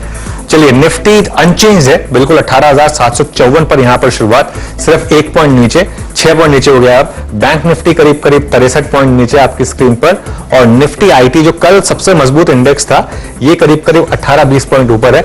मिड कैप इंडेक्स में शुरुआत पॉजिटिव है, करीब करीब 18 अंकों की पॉजिटिव शुरुआत है। बैंक निफ्टी 100 पॉइंट नीचे by the way, Nifty mid cap green में, और निफ्टी स्मॉल कैप लेकर आते हैं एक बार करीब करीब 0.15% ऊपर। एक बार बाकी की सब चीजों पर जाऊं उससे पहले एक बार HDFC AMC ले आइए, जो हमने कहा था कि सुबह सुबह आज आपका स्टॉक ऑफ द मॉर्निंग होने वाला है, और मुझे हैरानी नहीं होगी, देखिए 10% सर्किट की तरफ भी बढ़ रहा है। 2055 इस समय इसका भाव, शानदार मूव करीब करीब 9% ऊपर। ये एक लेसन होगा अगर आपने कल HDFC AMC शॉर्ट करा है, अगली बार से ऐसे बस पर शॉर्ट मत करिएगा स्टॉक्स को। 8-8.5% का मूव यहां पर। चलिए अब एडवांस डिक्लाइन देख लेते हैं। 1218 एडवांसिंग स्टॉक्स, 585 डिक्लाइनिंग स्टॉक्स यहां पर, तो मतलब एडवांस डिक्लाइन तो आज भी पॉजिटिवली खुल रहा है, तो ठीक ठाक है मामला यहां पर इस समय। निफ्टी अभी भी 6 पॉइंट नीचे, बैंक निफ्टी 60 पॉइंट नीचे, निफ्टी आईटी ग्रीन में, ऑलमोस्ट कल वाला मूव, मतलब in terms of sectoral indices IT में स्ट्रेंथ है। चलिए बाकी के सेक्टोरल इंडिसेस लेकर आते हैं। ऑटो, एफएमसीजी, जहां पर कल थोड़ी सी वीकनेस थी, हालांकि काफी स्ट्रॉन्ग रहे हैं। ऑटो आज भी थोड़ा सा नीचे, थोड़ा मानसून का इंपैक्ट है यहां पर क्लियरली। ऑटो में सबसे पहले आता है मानसून का इंपैक्ट, डिलेड मानसून का इंपैक्ट, उसके बाद एफएमसीजी लेकर आते हैं, फिर फार्मा, कैपिटल गुड्स, बाकी इंडस्ट्रीज देखेंगे। अच्छा एफएमसीजी हाँ फ्लैट है, कुछ खास मूव नहीं है। फार्मा देख लेते हैं, फार्मा में अच्छा मोमेंटम है पिछले 3-4 दिन से। हेल्थ केयर के सारे स्टॉक्स अच्छे कर रहे हैं, हेल्थ केयर आज भी करीब करीब 0.25% ऊपर। कैपिटल गुड्स और देख लेते हैं, और उसके बाद आएंगे निफ्टी के हीट मैप पर। चलिए कैपिटल गुड्स फ्लैट है। अब लेकर आते हैं निफ्टी का हीट मैप और देखते हैं कहां पर तेजी कहां पर मंदी। सबसे ऊपर अडानी एंटरप्राइजेस, इंटरेस्टिंग 1% ऊपर। एसबीआई लाइफ इंश्योरेंस स्टॉक्स में तेजी रही है अच्छी खासी। अपोलो हॉस्पिटल्स 2 दिन पहले हमारे स्पॉटलाइट स्टॉक में था, 2 दिन से अच्छा मुंह दिखा भी रहा है। वैसे भी एचडीएफसी लाइफ में एक ब्रेकआउट है, पिछले 3-4 दिन से इसमें एक ब्रेकआउट है। सुदीप ने इसको पिक किया था, मुझे याद है, और चैनल पर रिकमेंड किया था, इसमें अच्छा मूव। ब्रिटानिया यहां पर एक अच्छा मूव दिखा रहा है। टाइटन, टेक महिंद्रा गावस्कर की कॉल थी। इंफोसिस 1300 की तरफ वापस बढ़ता हुआ। Britannia, Nestle, Grasim, Asian Paints, इन सब स्टॉक्स में तेजी। आईटीसी वापस इस समय फ्रेश हाई लगाने के मूड में। नीचे क्या है, हीरो मोटोकॉर्प, देखिए मॉनसून का इंपैक्ट प्लस वो जो कंपनी के ऊपर एक स्पेसिफिक प्रॉब्लम चल रही है। महिंद्रा एंड महिंद्रा, मारुति, एचयूएल, ये आप आज लूजर्स देख के समझ जाएंगे कि मार्केट को मॉनसून की कंसर्न्स है, इसकी वजह से आपको लूजर्स दिखाई देंगे सारे के सारे कंजम्पशन और auto names. Mahindra, Lever, Maruti, ये सारे के सारे नेम्स है। आईसीआईसीआई बैंक ऊपरी लेवल से क्लियरली थोड़ा स्ट्रगल कर रहा है, वहां पर एक प्रॉब्लम है। उसके अलावा क्या है, उसके अलावा देख लीजिए टॉप गेनर अपोलो हॉस्पिटल्स और एसबीआई लाइफ के बीच में थोड़ी सी एक जंग चल रही है यहां पर। और बाकी ब्रॉडर मार्केट में क्या हो रहा है ये तो खैर वीरू बताएंगे आपको। वीरू, आपका एक स्टॉक तो मैं प्रीएम्प्ट कर चुका हूं, सॉरी, वो एचडीएफसी एएमसी का, क्लियरली आज का स्टॉक ऑफ द मॉर्निंग। बिल्कुल, एचडीएफसी एएमसी आपकी स्क्रीन पे 2020, और ये एचडीएफसी एएमसी में जो शॉक लगा है स्पेशली फॉर शॉर्ट होल्डर्स अनुज, वो इसको जनवरी 2023 के बाद ऑलमोस्ट की हाईएस्ट ट्रजेक्टरी में लेके आ गया है और इसमें की इंपैक्ट कॉस्ट भी बहुत हाई है। एक चीज याद रखिए, अगर आप शॉर्ट साइड पे थे तो वो इंपैक्ट कॉस्ट भी एक किलिंग फैक्टर होता है आपके लिए। खैर मैं लौटूंगा कर निफ्टी पे, it's 18717 that zone, I mean 18700 को फिर टेस्ट करता हुआ। दिक्कत का सबब अगर कुछ है यहाँ पे इस वक्त तो है कुछ ऑटो, जैसे कि अनुज ने मेंशन किया that concerns pertaining I think monsoon, वो थोड़ा सा हर्ट करते हुए। और दूसरा है रिलायंस इंडस्ट्रीज। रिलायंस इंडस्ट्रीज ने अभी याद रखिएगा, रिलायंस का मैं उल्लेख सिर्फ इसलिए कर रहा हूं since it's heavy weight for index, कल के लो को वॉलेट करके ट्रेड करता हुआ इस वक्त, ये एक प्रेशर पॉइंट है इंडेक्सेस के लिए। खैर मैं पहले कुछ मार्केट क्योंकि बैकफुट पे आ रहे हैं, थोड़ा सा डिस्कस करते हैं pressure points. Reliance, ICICI bank, कल जो निफ्टी बैंक में परेशानी थी उसका एक बड़ा सबब था आईसीआईसीआई बैंक और 917 पे। आज आप समझ लीजिए कि मार्च लास्ट वीक के बाद first time that ICICI bank अपने 50 डे एक्सपोनेंशियल मूविंग एवरेज के नीचे ट्रेड कर रहा है। बहुत दिक्कत है इस वक्त आईसीआईसीआई बैंक के साथ। उसके बाद आप लेके आइए कल का एचएल स्टार परफॉर्मर, थोड़ा सा बैकफुट पैके ट्रेड करता हुआ। मिड कैप आईटी में कोफोज बैकफुट पे, बलराम पुचीनी बैकफुट पैके ट्रेड करता हुआ। साथ ही साथ आप लेके आइए मन्नापुरम फाइनेंस, ये हल्का सा बैकफुट पैके ट्रेड कर रहा है। जी एंटरटेनमेंट आपकी स्क्रीन पे 180-450 पे बैकफुट पैके ट्रेड करता हुआ। एलटीआई माइंट्री, मिड कैप आईटी में बहुत सारे कैंडिडेट्स इस वक्त बैकफुट पैके ट्रेड कर रहे हैं। और दिग्गजों में परेशानी कहां है, एक बार आप लेके आइए हीरो मोटोकॉर्प। मेरे स्क्रीन पे इस वक्त जिस स्टॉक की पुट ऑप्शंस बड़ी भारी मात्रा में ट्रेड की जा रही हैं वो है हीरो मोटोकॉर्प 2762, और अपना एक बहुत अच्छा एक रेंज सपोर्ट और एक गैप जो कि जून 1 और जून 2 के बीच में परसिस्ट कर रहा था, एक बड़ी कैंडल के बीच में, वो आज फिल हो गया। तो यहां पे हीरो मोटोकॉर्प में परेशानी है।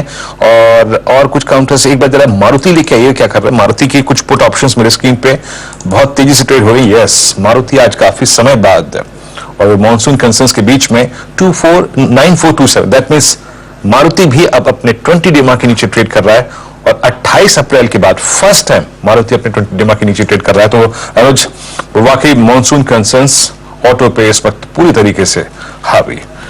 बिल्कुल वीरो, इसके सुबह मेंशन भी किया था कि ये एक इकलौती कंसर्न है, लेकिन ये ना मौका भी दे सकता है आपको अगर वो स्प्रेड ठीक हो गया उसके बाद। थोड़ा सा बिपरजॉय का भी इम्पैक्ट है। देखिए, हम में से कोई भी मेट एक्सपर्ट तो है नहीं, हम तो सिर्फ वो जो एक्सपर्ट कह रहे हैं उनकी बात सुनकर बता सकते हैं कि ये अगर वो जो उनकी वजह से जो वीक विंड्स थी उसकी वजह से वो मानसून आगे नहीं बढ़ पाया, लेकिन आगे जाके ये मौका भी दे सकता है आपके लिए। निफ्टी अब हालांकि थोड़ा सा परेशान कर रहा है, 55 पॉइंट नीचे अब आ गया उस जोन में जो हमने जोन का डिस्कशन किया था 18680 से 18710 का। अब देखते हैं स्टेबिलिटी आ रही है नहीं आ रही है। और 10 डे एक्सपोनेंशियल मूविंग एवरेज 18686 उसके काफी करीब है वीरू। लेकिन शानदार मूव्स आपको अभी भी इंडिविजुअल स्टॉक्स में, कुछ स्टॉक्स में अभी भी मिल रहे हैं। चलिए तो काम करते हैं, फिर ट्रेड्स लेना शुरू करते हैं। हालांकि आज थोड़ा ब्रॉडर मार्केट में उतनी स्ट्रेंथ नहीं है जितनी पिछले कई दिनों से थी। गाबा सर, गुड मॉर्निंग, बताइए आपकी ट्रेड इस समय की पहला क्विक सिंगल। पहला क्विक सिंगल रहेगा बालकृष्णा इंडस्ट्रीज। आज ट्रेड निकालना बहुत डिफिकल्ट है। 2370 पर ट्रेड कर रहा है, स्टॉप होगा करीब 2350, टारगेट होगा 2400 टू 2420, ये एक जोन है, वहां तक जा सकता है बालकृष्णा इंडस्ट्रीज। बालकृष्ण इंडस्ट्रीज पर ट्रेड मिलेगी यहाँ पर आपको गाबा सर की तरफ से। कविता मैम, आपकी ट्रेड? जी, सो कंज्यूमर ड्यूरेबल से डिक्सन टेक्नोलॉजीज पर एक बाय ट्रेड इनिशिएट कर सकते हैं। 4635 का एक स्टॉप लॉस मेंटेन करेंगे। एज ऑफ नाउ 4684 पर ये ट्रेड कर रहा है। मुझे लग रहा है 4745 4760 के लेवल्स के लिए डिक्सन पर एक ट्रेड इनिशिएट करना चाहिए। आप चाहें तो इसे 4700 की कॉल के साथ भी ट्रेड इनिशिएट कर सकते हैं। 107 का एक स्टॉप लॉस मेंटेन करना चाहिए for the price target of 145 150। Kavita ji, आजकल कंजम्पशन एफएमसीजी पे काफी फोकस कर रही हैं और ओवरबॉट स्टॉक्स पे भी जा रही हैं खुल के। अगर आप देखें बाय, कल इन्होंने टाइटन लिया था और कुछ ऐसा ही स्टॉक आज इस वक्त आपकी स्क्रीन पर। हालांकि टाइटन की ट्रेजेक्टरी डिफरेंट थी, यहां पे आप ले रही हैं डिक्सन। डिक्सन इस वक्त अपना आई थिंक जनवरी 2022 के बाद का सबसे हाईएस्ट लेवल देख रहा है। आपकी कॉल है डिक्सन टेक्नोलॉजीज, ये गई 125 पे स्क्रीन पे, ठीक है, 4700 का कॉल ऑप्शन। शिवांगी शादा जुड़ चुके हैं। शिवांगी, गुड मॉर्निंग, आपका ट्रेड क्या रहेगा? जी बिल्कुल, मेरे रडार पे आज है ICICI प्रूडेंशियल। ये स्टॉक हम देख रहे हैं स्पेशली इंश्योरेंस स्पेस में काफी अच्छा मोमेंटम पिकअप कर रहा है और हमने देखा है डेली बेसिस में कंटिन्यूसली हायर लोज बनते जा रहे हैं। वीकली फ्रेम में काफी स्ट्रांग है, पिछले 5 हफ्तों से कंसिस्टेंटली स्टॉक जो है अपना बेस हायर जोन की तरफ शिफ्ट कर रहा है, काफी स्ट्रांग है। यहाँ पे खरीदारी की सलाह रहेगी 580 तक के लक्ष्य के लिए 550 के एक स्टॉप लॉस को बनाते हुए। ओके 558.60 पे ये आईसीआईसीआई पूरी स्क्रीन पे गया।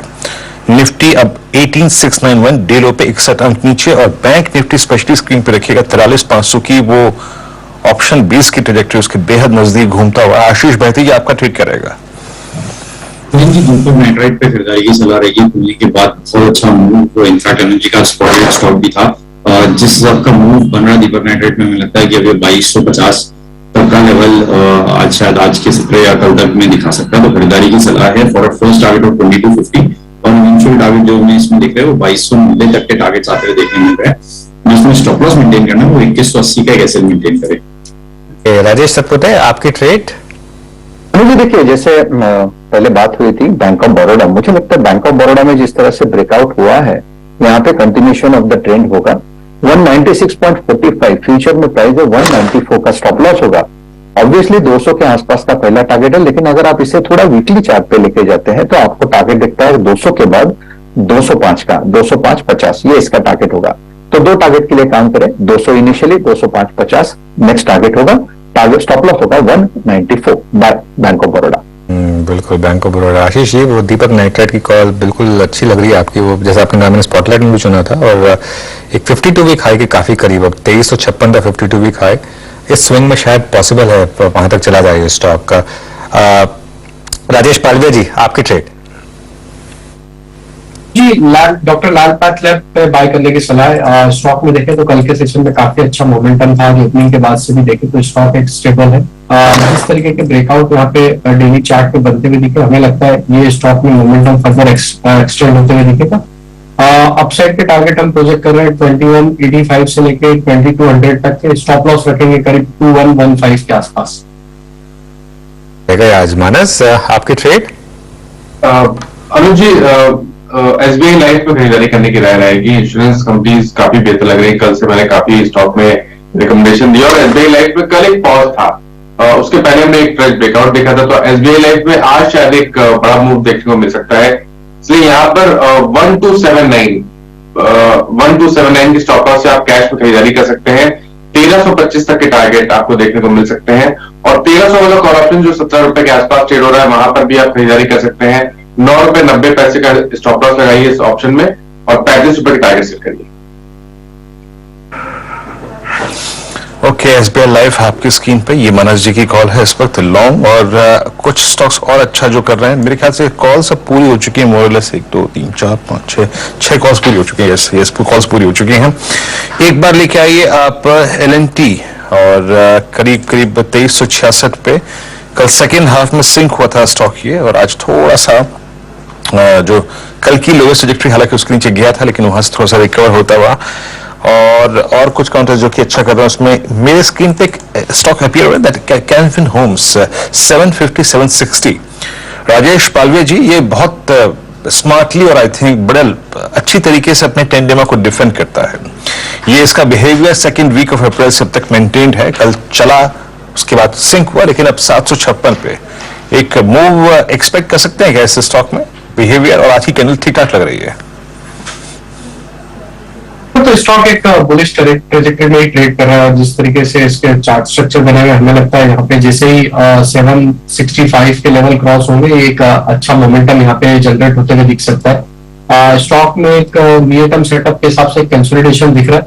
765 पे नजर रखेंगे, अगर वो क्रॉस होगा तो बिल्कुल यहाँ पे फिर 790 तक की अपसाइड बहुत जल्द देखने को मिलेगी।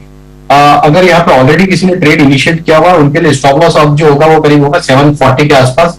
ये लेवल अगर होल्ड आउट होते तो हमें लगता है there is a high possibility कि एक ब्रेकआउट ड्यूरिंग द डे दिखा सकता है 765 का, उसके बाद 790 के अपसाइड के टारगेट के लिए होल्ड किया जा सकता है। किसी ने पॉलीकैब नहीं लिया अब तक? एक बार जरा पॉलीकैब लेकर आइए। कविता जी आप तो नॉर्मली पॉलीकैब पे अच्छी कॉल्स देती हैं, कोई व्यू इस पर इस समय? सो ये एक साइडवेज जोन में बेसिकली ट्रेड कर रहा है, बट इंट्राडे मोमेंटम नीचे के लेवल से एक अच्छी बाइंग विद वॉल्यूम इनिशिएट होते हुए दिख रही है. सो यहाँ 3566 लेवल्स पर एज ऑफ नाउ ये ट्रेड करता हुआ दिख रहा है. और फ्यूचर्स 3555. सो 3570 एक इसका इमीडिएट हर्डल है. वंस उसे क्रॉस कर पाता है तो 3590 के लेवल्स की तरफ भी बढ़ता हुआ दिख सकता है. So yes, one can take buy trade on Polycab. Stop loss जो मेंटेन करना चाहिए 3525 का मेंटेन करना. ओके, अच्छा देखिए, आज सुबह में एक चीज हो गई थी कि HAL में अब थोड़ा सा टॉप बनने के चांसेस हैं. बैन में आया है, सारी तेजी हो चुकी है और अब ये स्टॉक डील ऊपर, आप इसको शॉर्ट नहीं कर सकते. प्रॉब्लम ये है क्योंकि बैन में है अभी, तो इसको शॉर्ट नहीं कर सकते. लेकिन अगर आप एग्जिस्टिंग लॉन्ग्स हैं तो थोड़ा आज मार्केट ने एक क्लियरली आपको थोड़ा झटका दिया होगा. यहाँ पर थोड़ी सी डिक्लाइन इस समय आपको क्लियरली. गौरांग, मैं बता आपको जाना है, इससे पहले मैं एक व्यू चाहूंगा आपसे. हीरो मोटो पर लॉन्ग टर्म इन्वेस्टर्स क्या करें? पिछली बार जब ये मामला आया था वो इनकम टैक्स वाला, 2000 तक स्टॉक गिरा था, लेकिन उसके बाद एक वन वे तेजी आई 2000 से 3000. अब ऑब्वियसली यहाँ पर एक तो ये एमसीए वाला इंपैक्ट आ रहा है, प्लस मॉनसून का वरी भी है यहाँ पर. क्या डिप पे बाय करें या अभी इसको और कूल ऑफ होने की जरूरत है?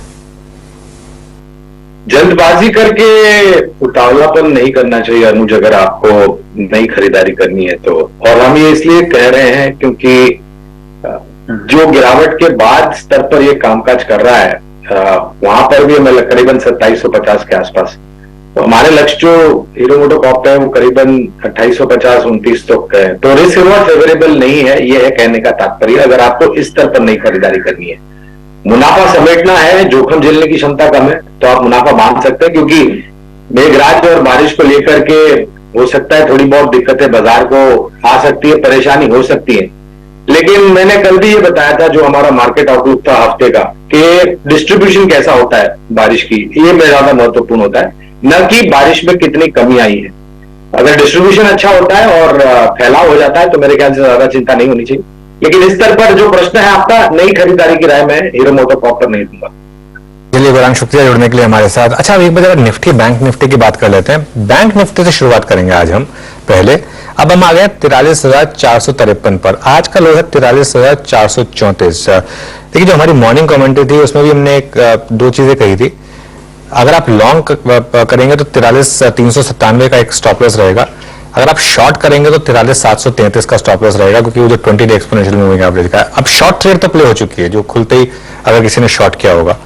लेकिन अगर आप यहां पर आप लॉन्ग ले रहे हैं तो थोड़ा सा जल्दबाजी होगी, थोड़ी वेट कर लीजिए स्टेबिलिटी की, क्योंकि स्टेबिलिटी बहुत जरूरी है. वो बैंक निफ्टी का कंट्रीब्यूशन लेकर आई है. अब बैंक निफ्टी के कंट्रीब्यूशन में जो सबसे इंपॉर्टेंट चीज है वो है आईसीआईसीआई बैंक. क्यों? क्योंकि आईसीआईसीआई बैंक ने एक लीडरशिप प्रोवाइड की थी बैंक निफ्टी को ऑन द वे अप. अब ऑन द वे डाउन भी वो वही लीडरशिप प्रोवाइड कर रहा है. आईसीआईसीआई बैंक अब है 917 पर. आईसीआईसीआई बैंक का ऑल टाइम हाई था 958, ठीक है, जो जहां से ये फिसला था. अब ये 917 क्या है, इसकी सिग्निफिकेंस समझिए आप 917 की. इसने 20 डे मूविंग एवरेज ब्रीच किया था कुछ दिन पहले. आज इसने ब्रीच किया इवन अपना 50 डे मूविंग एवरेज, और अब 100 डे मूविंग एवरेज इसका प्लेस्ड है 890 पर, और 200 डे मूविंग एवरेज प्लेस्ड है 895 पर. क्या ये एक मीन रिवर्जन ट्रेड है जो आईसीआईसीआई बैंक को 895 तक ले जाएगी? क्या पॉसिबल है? ये एक मेरे ख्याल से यहाँ पर एक डाउट है. अब निफ्टी का कंट्रीब्यूशन लेकर आते हैं. निफ्टी के कंट्रीब्यूशन में भी आप सबसे ऊपर यही दोनों स्टॉक्स देखेंगे, एचडीएफसी बैंक और ICICI bank. Obviously bank Nifty में ज्यादा कंट्रीब्यूशन है इनका, लेकिन निफ्टी में भी. प्लस आप ऐड कर दीजिए इसमें रिलायंस और वीरू. रिलायंस आपको याद होगा 2-3 दिन पहले हम डिस्कस कर रहे थे कि काफी टाइम के बाद एक फाइनली एक मोमेंटम दिखा रहा था, लेकिन अब फिर ये मोमेंटम यहाँ पर थोड़ा पस पड़ रहा है. और ये देखिए अब रिलायंस डील ऊपर. तो रिलायंस, एचडीएफसी बैंक, आईसीआईसीआई का कॉम्बिनेशन. और आज तो ब्रॉडर मार्केट में भी थोड़ी सी परेशानी है. तो अभी तक खैर ये मामला चला नहीं है, लेकिन काफी इंपॉर्टेंट लेवल्स पर हैं हम इस समय. निफ्टी, बैंक निफ्टी दोनों पर 43,397 डिफेंड करना जरूरी है निफ्टी पर, और 18,582 निफ्टी पर, और 43,397 बैंक निफ्टी पर. ये दोनों लेवल डिफेंड करने जरूरी है. जी हाँ, और रिलायंस इस वक्त प्रेशर में है. मैंने खुलते ही साथ पहला जिक्र रिलायंस का ही किया था 2537. रिलायंस का 10 डे में याद रखिएगा प्लेस्ड है, चाहे वो नोट करके रख लीजिएगा कि वो है 2530 के जोन में. अगेन क्योंकि रिलायंस का जिक्र हो रहा है, इस चैनल का स्वामित्व रिलायंस इंडस्ट्रीज होल्ड करता है, लेकिन चाहे वो अनुज मेंशन कर रहा हूं, चाहे मैं मेंशन कर रहा हूं, इस प्रेशर को रीड करने के लिए हम इसका जिक्र कर रहे हैं। इस चैनल का स्वामित्व प्रबंधन रिलायंस इंडस्ट्रीज होल्ड करते हैं। कुछ स्टॉक्स जो कि अच्छा कर रहे हैं, बैंक ऑफ बड़ौदा, एक अच्छी कॉल थी राजेश सतपुते जी की, एंड वो अच्छा करते भी, और आपकी स्क्रीन पे बैंक ऑफ बड़ौदा आएगा। इट्स 196, याद रखिएगा, बैंक ऑफ बड़ौदा का 196 का प्राइस, ये इस दौर की इसकी हाईएस्ट ट्रैजेक्टरी है, हाईएस्ट ट्रैजेक्टरी, और मोर और लेस ये हाईएस्ट ट्रैजेक्टरी है 2017 के बाद की सबसे हाईएस्ट ट्रैजेक्टरी पैकेट ट्रेड कर रहा है। कुछ ऑटो एंसिलरी और टायर स्टॉक्स को देखते हैं, कुछ बैटरी स्टॉक्स को देखते हैं। लेट्स ब्रिंग एक्साइड, इट्स 214.85, ये थोड़ा सा दमखम जुटाता हुआ अच्छा करने की कोशिश करता हुआ ये ठीक कर रहा है। और एक स्टॉक और लेके आइएगा, डॉक्टर रेडीज, इसको देखने की कोशिश करता हूं मैं यहाँ पे 4899 2900 की ट्रैजेक्टरी पैकेट ट्रेड कर रहा है। और एचडीएफसी लाइफ भी रखिएगा। एसबीआई लाइफ का जिक्र कॉल में हुआ था, बट एचडीएफसी लाइफ रखिएगा, ये बहुत अच्छा मूव देता हुआ। It's 634। Shivangi, HDFC life it's clearly a breakout, I think Feb 2022 के बाद कब तक का सबसे हाईएस्ट लेवल। इस चार्ट को आप कैसे रीड कर रही हैं, एनी व्यू, और कोई ऑप्शंस में व्यू आपका हो तो? जी बिल्कुल, HDFC लाइफ अगर हम देखें तो काफ़ी एक शानदार मूव हमने देखा है, और जिस तरह से इसमें ओपन इंटरेस्ट एडिशन हो रहा है काफ़ी शानदार है। हाँ, 3 दिन से हम कंटिन्यूसली देख रहे हैं कि स्टॉक एक अप ट्रेंड में है, और अगर हम इसके नेक्स्ट लेवल्स की बात करें तो 660 का एक लेवल्स बन रहा है बनते हुए। सपोर्ट के तौर पे हम 620 के एक लेवल को ध्यान रख सकते हैं। ऑप्शन के थ्रू हमें अगर ट्रेड करना है तो हम इसमें करीबन एक 630 के कॉल ऑप्शन को देख सकते हैं, जो कि 16 के आसपास अभी चल रहा है। इसको एक 12 के आसपास का स्टॉप लॉस लगाते हुए हम एक्सपेक्ट कर सकते हैं 24 के आसपास का।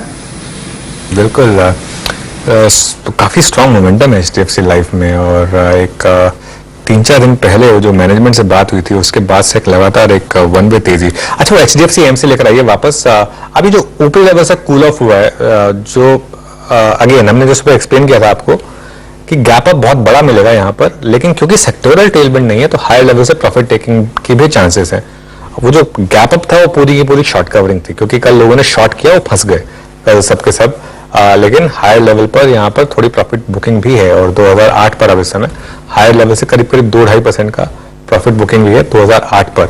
अब ये स्टॉक ये काफी इंटरेस्टिंग रहेगा, लेकिन क्लियरली मोमेंटम इस समय है एचडीएफसी लाइफ में। ये एक शानदार ट्रेड आपको दिखा रहा है। लेकिन मार्केट में देखिए अब कोशिश हो रही है डिफेंड करने की लेवल्स, लोअर लेवल्स, खासतौर से बैंक निफ्टी में। सक्सेसफुल होगा या नहीं पता नहीं। जी एंटरटेनमेंट लेकर आइए एक बार आप, 182 पर ये स्टॉक। अगेन ये बैन में स्टॉक है, इसके लिए प्रॉब्लम है ये, लेकिन वो जो सैट वाला मामला चल रहा है दैट असाइड, आज सुबह सुबह एक बहुत इंटरेस्टिंग एडिटोरियल पढ़ रहा था मैं वीरू, जो ब्लूमबर्ग में एंडी मुखर्जी हैं, उन्होंने लिखा था, काफी वेल रिस्पेक्टेड नेम है। वो कह रहे थे कि ये काफी इंटरेस्टिंग मामला हो सकता है सोनी जी का, कि ये मर्जर फाइनली गो थ्रू होगा या नहीं होगा। क्लियरली स्क्रीन तो आपको बता रही है कि थोड़ा प्रेशर है यहाँ पर, 1.5% इस समय स्टॉक नीचे है ये। और उसके अलावा आज कहाँ प्रॉफिट टेकिंग है, अशोक लेलैंड में प्रॉफिट टेकिंग है।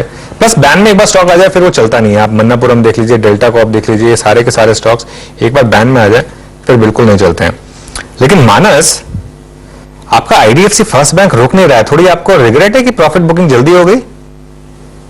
नहीं, देखिए आईडीएफसी फर्स्ट बैंक या आईडीएफसी लिमिटेड दोनों का जो ट्रेंड है वो काफी पॉजिटिव है। मैंने 2 दिन पहले प्रॉफिट बुकिंग करने को बोला था, और वो भी मेरे ख्याल से 81 के आसपास के भाव थे, तो बहुत ज्यादा वहां से बढ़ा नहीं है।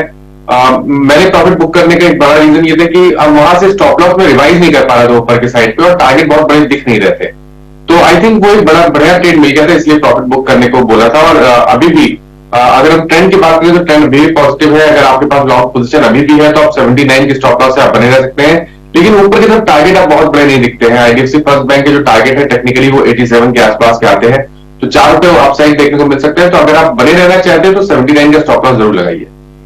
के 79 का स्टॉप लॉस जरूर लगाइए। एचडीएफसी लाइफ लेकिन बार बार नजर जा रही है मेरी, आज सुबह रेडार पर था ये, और जैसा मैंने कहा सुदीप ने इसको रेकमेंड किया था चैनल पर जिस दिन इसमें फर्स्ट ब्रेकआउट के साइन आए थे, और वो 640 के टारगेट उनको इवेंचुअली लग रहे थे।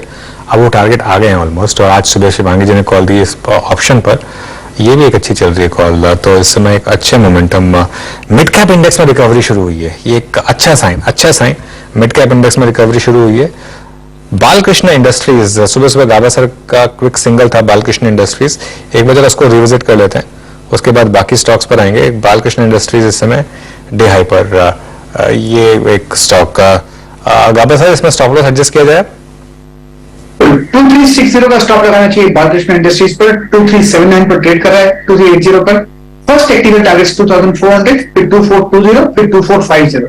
जो सेटअप है उसके हिसाब से लगता है मूव अब शुरू हुआ है 2 दिन पहले और ये कंटिन्यू कायम रहेगा। और गाबा सर एक और स्टॉक मेरे को आपसे लेना है, जिंदल स्टील। मुझे याद है हमने डिस्कस किया था 3-4 दिन पहले। क्या जबरदस्त स्विंग हाइज, मेटल्स में सबसे स्ट्रॉन्ग स्टॉक यही रहा है जिंदल स्टील। क्या अपडेट होगी यहाँ पर? बिल्कुल लेना चाहिए। इनफैक्ट ये मैंने शॉर्टलिस्ट किया है, अभी ट्रेड करा है 585 पर। 600 तक जाना चाहिए मेरे ख्याल से जिंदल स्टील। स्टॉप होगा 577। यस, अप मूव ऑन है, मोमेंटम है, स्ट्रेच है, लेकिन मोमेंटम है जिंदल स्टील। चार का चौका का सीक्वेंस बताता हूं, फिर वीरू ने एक स्टॉक स्पॉट किया है, उसकी बात करेंगे। सस्ता ऑप्शन लेंगे आशीष बहेती से, एफएनओ सुपरस्टार लेंगे राजेश पालवे से, आज चार्ट का चमत्कार देंगी शिवांगी सारदा, और मिड कैप फंडा के लिए हम नरेंद्र सोलंकी को जोड़ेंगे। लेकिन वीरू क्या स्पॉट किया? वैसे अमित, जब आप प्रकाश सर से जिंदल स्टील पूछा कीजिए ना तो जिंदाल बोला कीजिए। इनका वो जो एकदम डॉट वो जो है ना वर्ड शब्द का चुनाव करते हैं, जिंदाल अच्छा लगता है। मीनवाइल कल हमने स्पॉट किया था डॉक्टर लाल पैथलैब। कल हमारी क्लोजिंग में कॉल भी थी, मेरे ख्याल से मानस ने डॉक्टर लाल पैथलैब लिया था, मैं एग्जैक्टली याद नहीं कर पा रहा हूं, बट डॉक्टर लाल पैथलैब एक जमाने बाद फिर से नवंबर 2022 के बाद 200 डे एक्सपोनेंशियल मूविंग एवरेज के ऊपर आके ट्रेड कर रहा है, और ये राजेश पालवे जी की कॉल है। और याद रखिएगा ये और मेट्रोपोलिस दोनों कल जब आपने भाव कॉपी रीड की होगी एक सब्सटेंशियल ओआई अपने साथ कैरी करके ले गए थे राजेश पालवे जी, 2180। अब ये कहां तक का स्विंग पॉसिबल लग रहा है आपको? मेरे स्क्रीन पे ओआई गिनेस की श्रेणी में सबसे ऊपर आके अपीयर हो रहा है अभी ये। बिल्कुल, तो वीरेंद्र जी कल भी हमने ये स्टॉक पे फोकस किया था और आज फॉलोअप बाइंग बनते हुए दिख रही है। 2190, 2200 तक के टारगेट तो हमने इसमें सजेस्ट किए थे, बट हमें लग रहा है जिस तरीके से ये स्टॉक में ब्रेकआउट यहाँ पे बनते हुए दिख रहा है, बड़े करेक्शन के बाद स्टॉक वापस लोअर साइड से बेस बना के अभी रिकवरी का रेट जो यहाँ पे बनते हुए दिखा है, और ये फर्दर एक्सटेंड होते हुए दिखेगा। आज ऑलमोस्ट ये अपने 200 डे मूविंग एवरेज को निगोशिएट करते हुए दिख रहा है, तो आज का मूव काफी इंपॉर्टेंट है। अगर आज ये अपने आप को क्लोज करने में कामयाब होता है 2170 के ऊपर, तो नेक्स्ट टारगेट हमें लगता है पोजिशनली 2250, 2300 की तरफ भी इसमें आते हुए दिखेगा। इंट्राडे टारगेट 2190, 2200 तक के हैं, तो जिन्होंने भी पोजीशन बनाया है स्टॉप लॉस को ट्रेल करते जाए और कुछ पार्शियल प्रॉफिट 2200 के आसपास बुक करें। ओके, एक हो गया डॉक्टर लाल पैथलैब, और कुछ स्टॉक्स ऐसे हैं जिन पर इस बाजार की गिरावट का कोई इंपैक्ट नहीं है, रत्ती भर नहीं है, वो अपना जो टेक्सचर है उसके अनुसार ही ट्रेड कर रहे हैं। एक बार आप कविता जी जरा आरईसी पीएससी के कॉम्बिनेशन को देखिए, कुछ एनबीएफसी अभी भी अच्छा कर रहे हैं, आरईसी पीएफसी उसमें से शामिल है। इनमें से कोई पिक करना चाहेंगे? आरईसी 150, 460 और पीएफसी ये करीब करीब 199, 35 पे टेक्सचर अच्छा है यहाँ पर अभी भी। यस, आरईसी पीएफसी दोनों का ही टेक्सचर अच्छा है। एज ऑफ नाउ जो आरईसी देखें आप सारे एवरेजेस के ऊपर है, और मुझे लगता है यहाँ पर द स्ट्रेंथ बिल्ड होते हुए दिख सकती है। ये पिछले 2 दिनों के हाइस को निकालते हुए दिख रहा है। 156 इसका इमीडिएट रेजिस्टेंस है, so 156 and that is what the high to, वो अगर क्रॉस हो पाता है तो 15750 के लेवल्स की तरफ ये बढ़ता हुआ दिख सकता है। तो one can take a position keeping the stop loss of 150 on REC. Okay, REC, चलिए ये हो गई इस समय की ट्रेड। चलिए ट्रेड्स की बात हो रही है तो एक बार क्यों ना चार का चौका की शुरुआत कर ली जाए। उससे पहले एक बार जरा दीपक नाइट्राइट रिविजिट कर लेते हैं, क्योंकि ये इस समय अब आ गया है डे हाई पर। ये देखिए शानदार मोमेंटम यहाँ पर, इसको आशीष बहेती जी ने भी पिक किया था। आशीष जी, इसमें 2250 और 2290 आपके नियर टर्म टारगेट्स है, लेकिन लॉन्ग टर्म चार्ट कैसा लग रहा है इसका? मुझे इसके मोमेंटम चार्ट भी काफी अच्छा लग रहा है, जिस तरह का स्ट्रक्चर बना हुआ है मंथली चार्ट पे, एक ब्रेकआउट मंथली चार्ट पे भी क्लियरली विजिबल है, और हमें लगता है कि जो इसका ऑलमोस्ट अक्टूबर का हाई था वहां तक जाता हुआ देखने मिल सकता है लास्ट ईयर अक्टूबर का। अगर वो रीच होता है तो उसमें फिर शायद 2450 तक के भी लेवल्स देखने मिल सकते हैं। ओके, चलिए फिर आप 4 का चौका की शुरुआत कर लेते हैं। फिर सबसे पहले सस्ता ऑप्शन लेंगे, फिर आशीष आपसे ही ले लेते हैं। बताइए क्या होगा सस्ता ऑप्शन ट्रेड आपका? जी एक्साइड इंडस्ट्रीज का चार्ट काफी अच्छा लग रहा है। हमें लगता है कि इसे ऑप्शन के थ्रू ही पे करना चाहिए, जिस हिसाब से चार्ट स्ट्रक्चर बना हुआ है। तो 217.50 की जो कॉल है उसे खरीदारी की सलाह है। 4.5 रुपए के करीब ये चल रही है। इसमें जो स्टॉप लॉस मेंटेन करना है वो 3 रुपए का एक ऐसे मेंटेन करें। हमें लगता है कि इसमें 7.5 रुपए तक के लेवल्स देखने मिल सकते हैं। कि 217.50 की कॉल लेनी है आपको। एट द मनी हो गई है ये, ऑलमोस्ट 4.80 पर है इस समय ये ट्रेड। राजेश पालवे के पास चलते हैं एफएम सुपरस्टार के लिए। राजेश जी। तो अनुज जी, फोकस में स्टॉक इंटेलेक्ट डिजाइन अरेना, ये स्टॉक में देखें तो एक सस्टेन अप ट्रेंड यहाँ पे बना हुआ है। जिस तरीके से स्टॉक का डेटा सेटअप यहाँ पे प्लेस्ड है, हमें लगता है ये स्टॉक आज के सेशन में एक अच्छा मोमेंटम कंटिन्यू करते हुए दिख सकता है। 635 640 तक के अपसाइड के टारगेट हम प्रोजेक्ट करें। स्टॉप लॉस रखना होगा करीब 616 के आसपास। तो इंटेलेक्ट पे बाय करने की सलाह।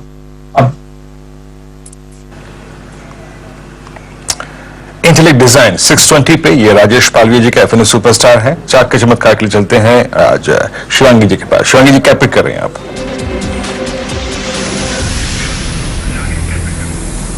जी बिल्कुल, मेरा पिक भी इंटेलेक्ट था। काफी शानदार लग रहा है, पर क्योंकि वो डिस्कस हो चुका है तो मैं दूसरे स्टॉक पे शिफ्ट करती हूँ फोकस। मेरे रडार पे है ओलेक्ट्रा। ये स्टॉक जो है वीकली फ्रेम में एक बहुत ही अच्छा शानदार रूप से फॉलो अप बाइंग देखने को मिल रही है ब्रेकआउट के बाद, और चार्ट अपने की एक्सपोनेंशियल मूविंग एवरेज को भी बहुत अच्छी तरह से होल्ड कर रहा है डेली फ्रेम में। काफी अच्छी वॉल्यूम्स और कोई भी एक हल्का डिक्लाइन में हम देख रहे हैं कि वो बाइंग की तरफ कन्वर्ट हो रहा है। एक शानदार रूप से डेली फ्रेम में भी आज निकला है मार्केट के वीकनेस के बावजूद। तो 1020 तक के लक्ष्य जो है वो बनते हुए दिख रहे हैं 960 के एक स्टॉप लॉस को बनाते हुए। ओके, 1020 का लक्ष्य है 984 पे ओलेक्ट्रा ग्रीन टेक का। हालांकि शिवांगी जी की पहली पसंद आज इंटेलेक्ट थी और इंटेलेक्ट राजेश जी ने पिक कर लिया, कोई बात नहीं, जो दूसरी चॉइस है वो ओलेक्ट्रा है। अगली डेट की तरफ चलते हैं। नरेंद्र सोलंकी जी मिड कैप फंड के लिए आज मौजूद हैं। नरेंद्र जी गुड मॉर्निंग, बताइए आपका मिड कैप फंड आज।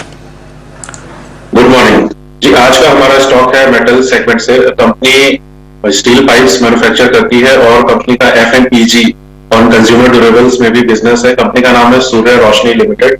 कंपनी के अगर लेटेस्ट रिजल्ट की बात करें तो डिसेंट अच्छा रिजल्ट आया है और कंपनी की ऑर्डर बुक भी हेल्दी है। इवन अगर क्योंकि मैन्युफैक्चरिंग स्पेस है तो वर्किंग कैपिटल भी काफी इंप्रूव हुआ है और बैलेंस शीट भी हेल्दी है। और कंपनी एम कर रही है कि डेट फ्री हो जाए FY25 तक। तो सारे जो पैरामीटर्स पे वो फिट होती है और हमारा इसमें टारगेट है 941 रुपीज का। ओके, सूर्य रोशनी। चलिए फिर एक काम करते हैं, चारों की चारों ट्रेड्स आपके लिए रिकैप करते हैं। आज 2 कैश मार्केट की ट्रेड्स मिली हैं आपको। आशीष बैठी ने सबसे पहले लिया एक्साइड का कॉल ऑप्शन। देखिए वो 4.5 वाला ऑलरेडी 5 रुपए क्रॉस कर गया वैसे, और टारगेट 7.5 के हैं यहाँ पर, और 3 रुपए का स्टॉप लॉस लगाना है आपको। उसके बाद राजेश पालवे जी ने इंटेलेक्ट डिजाइन फ्यूचर्स यहाँ पर बेट ली है। 635 और 640 के टारगेट, 616 का स्टॉप लॉस आपको लगाना है। शिवांगी ने चूज किया ओलेक्ट्रा ग्रीन टेक, ये जो इलेक्ट्रिक बसेस बनाती है वो कंपनी, और अच्छा मोमेंटम यहाँ पर। 1020 के टारगेट, 960 का स्टॉप लॉस। और नरेंद्र सोलंकी ने पिक किया फिर सूर्य रोशनी, यहाँ पर एक अच्छी ट्रेड आपके लिए मिलती हुई। लेकिन मेरी नजर बार बार जा रही है 2-3 स्टॉक्स पर। उसमें सबसे पहले है HDFC लाइफ। अब 640 क्रॉस कर रहा है ये स्टॉक। अच्छा मोमेंटम यहाँ पर। निफ्टी और बैंक निफ्टी ने थोड़ा लोअर लेवल्स डिफेंड किए हैं, ये इंपॉर्टेंट है। उसके अलावा स्टॉक्स में ICICI लॉम्बार्ड, ICICI प्रू का 1 महीने का चार्ट लेकर आइए आप जरा। ये कुछ हो रहा है इंश्योरेंस स्टॉक्स में भी। लोग मैक्स फाइनेंशियल देख लीजिए, मुझे लग रहा है मार्केट को कुछ खबर है कि यहाँ पर कुछ पता नहीं पॉजिटिव आना है या नहीं। कल हमने स्पॉटलाइट में बजाज फिनसर्व पिक किया था, वहां पर भी अच्छा मोमेंटम मिला था आपको। आज ICICI प्रू, HDFC लाइफ, सब में अच्छा मोमेंटम। बात करते करते वीरो मिड कैप इंडेक्स ग्रीन में आ गया है, ये पहला पॉजिटिव साइन मार्केट के लिए। इवन एडवांस डिक्लाइन की लाइन लेकर आइए, एडवांस डिक्लाइन अब पॉजिटिव्स में आ गया, एडवांसेस के फेवर में आ गया, अच्छा साइन मार्केट के लिए। बिल्कुल उस 10 DMA की ट्रेजेक्टरी को निफ्टी ने एटलीस्ट डिफेंड किया है। और HDFC लाइफ पे एक बात सही है अनुज जो कह रहे हैं कि मार्केट को कुछ तो सेंस है। I mean HDFC life, I think जो मैंने जिक्र किया था शुरुआत में, इसकी कैंडल इतनी स्ट्रांग है, कल की एक बहुत स्ट्रांग कैंडल के बावजूद, शुक्रवार की एक बहुत स्ट्रांग कैंडल के बावजूद। याद रखिएगा HDFC लाइफ की ये फरवरी 2022 के बाद की सबसे स्ट्रॉन्ग ट्रेजेक्टरी। अच्छा अनुज, ये मेट्रोपोलिस और ये डॉक्टर लाल पैथलैब को देखे थोड़ा अचंबा हो रहा है। I mean now it's metropolis जो कि अपने 200 एक्सपोनेंशियल मूविंग एवरेज को छू रहा है। सडनली इन दोनों में इतना स्ट्रॉन्ग मूव। हाँ, मेरे ख्याल से कुछ कल या परसों कुछ न्यूज आई थी, आई थिंक रेगुलेटरी मूव थी शायद, न्यूज थी, उससे भी शायद एक इम्पैक्ट पड़ रहा है। फिर एक और चीज हो रही है कि यहाँ पर मार्केट शायद ये होप कर रहा है कि अब वो जो पोस्ट कोविड डिसरप्शन था वो खत्म हो गया है और अब लोग वापस थोड़ा सा अपना नॉर्मल एक हेल्थ केयर पैकेजेस की तरफ मूव करेंगे। फॉर एग्जांपल मैंने तो एक हॉस्पिटल में जाके कराया था, लेकिन मैंने भी फुल बॉडी चेकअप कराया था जैसे लास्ट मंथ। तो ऑब्वियसली लोग थोड़ा हेल्थ को लेकर कॉन्शियस हो रहे हैं और ये स्टॉक्स काफी गिर चुके हैं। I think post Covid high के बाद अगर आप देखें तो इन स्टॉक्स में काफी अच्छी करेक्शन आई थी और काफी लोग इस पर बैठ ले रहे हैं, लेकिन हाँ अच्छे मूव आए हैं। कल मेरे ख्याल से सचिन ने मेट्रोपोलिस पिक किया था, वहां पर अच्छा मूव है। आई थिंक 1398 पर वो कॉल गई थी, 1415 इस समय। डॉक्टर लाल में भी अच्छा मूव है, मेरे ख्याल से अच्छे मूव्स हैं यहाँ पर स्टॉक्स में, लेकिन ये महंगे हैं स्टॉक्स अब थोड़े से। अब इन मूव्स के बाद थोड़े महंगे हो गए हैं, अब थोड़ा डर लगता है इन लेवल्स पर। जी हाँ, लेकिन आज दोनों ही स्टॉक्स अपने इनफैक्ट डॉक्टर लाल पैथलैब अपने 200 एक्सपोनेंशियल मूविंग एवरेज के ऊपर और साथ ही साथ मेट्रोपोलिस स्ट्राइक करता हुआ अपने 200 को। अच्छा, कुछ स्टॉक्स लेके आइए एक बार आप। आरबीएल बैंक ये क्या कर रहा है? कुछ स्टॉक्स जो कि अच्छा कर रहे थे उस ट्रैजेक्टरी में आरबीएल बैंक भी था। Yes, 172.40, but star of the day जिसे आप कह सकते हैं बैंकिंग स्पेस में वो था मेरे ख्याल से बैंक ऑफ बड़ौदा, जो कि राजेश जी लूट के ले गए। और आप एक स्टॉक और लेके आइएगा, IEX डेरिवेटिव बैंक से स्टॉक बाहर आया था और आते ही साथ मानस ने इसको स्ट्राइक किया था, मानस 130.60। बट मानस आप ये बिलीव करेंगे कि ये जो रिलीफ था और अब ये वो जो कैंडल थी ना 12 जून और 8 जून की कैंडल के बीच में गैप था, ये गैप फिल होगा अप्रोक्सीमेटली 10 डिमा के आसपास जाके, मतलब यहाँ पे भी 3-4 रुपए की चांसेस है अभी। और बिल्कुल वीरेंद्र जी, देखिए मेरे 133 के टारगेट पे और बिल्कुल सही आपने कहा कि शायद ये जो गैप फिल करके शायद ये 20 डे मूविंग एवरेज के आसपास आने की कोशिश करेगा। देखिए बेसिक स्ट्रक्चर की बात करिए तो आईएएस का जो बेसिक स्ट्रक्चर है वो वीक है। मैंने जो रिकमेंडेशन दिया वो केवल एक बाउंड बैक के लिए था और मेरा समझना है कि 133-135 के रेंज में अगर स्टॉक आए तो वहां पर एक बार प्रॉफिट बुक कर लेना बेहतर रहेगा। उसके बाद आप केवल 142 के ऊपर खरीदारी करेंगे। 142 रुपए के ऊपर जाएगा तभी ट्रेंड पॉजिटिव होगा मीडियम टू लॉन्ग टर्म के लिए। तो बिल्कुल आपको कॉशियस रहना है। ऊपर अगर 133-135 की तरफ देखने को मिले तो वहां पर प्रॉफिट जरूर बुक करिएगा। ओके, राजेश पालवे जी की कॉल थी सुबह लाल पैथलैब्स पर, एक बार वो कॉल लेकर आइए। मेरे ख्याल से टारगेट्स मीट हुए हैं उनके डॉक्टर लाल पैथलैब्स में। लाल पैथ में इसलिए बोलोगे कि वो NSE सिंबल है।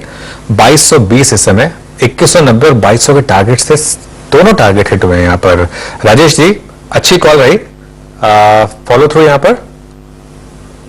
धन्यवाद अनुज जी। तो बिल्कुल देखिए मोमेंटम काफी स्ट्रांग है और जैसा भी वीरेंद्र जी भी जिक्र कर रहे थे, मेट्रोपोलिस, लाल पैथलैब, ये पूरे सेगमेंट में एक मोमेंटम बना है। तो हमें लगता है जिन्होंने इंट्राडे पॉइंट ऑफ व्यू से लिया था उन्हें प्रॉफिट बाद लेना चाहिए, लेकिन आज ये 200 डे मूविंग एवरेज को क्रॉस करके सस्टेन कर रहा है। तो हमें लगता है कि पोजिशनल ट्रेडर पोजीशन को होल्ड कर सकते हैं। स्टॉप लॉस आप हायर साइड पे ट्रेल करेंगे हम 2190 के आसपास के, और 2250 से 2260 तक की अपसाइड हमें लगता है फर्दर एक्सटेंड होते हुए दिख सकती है।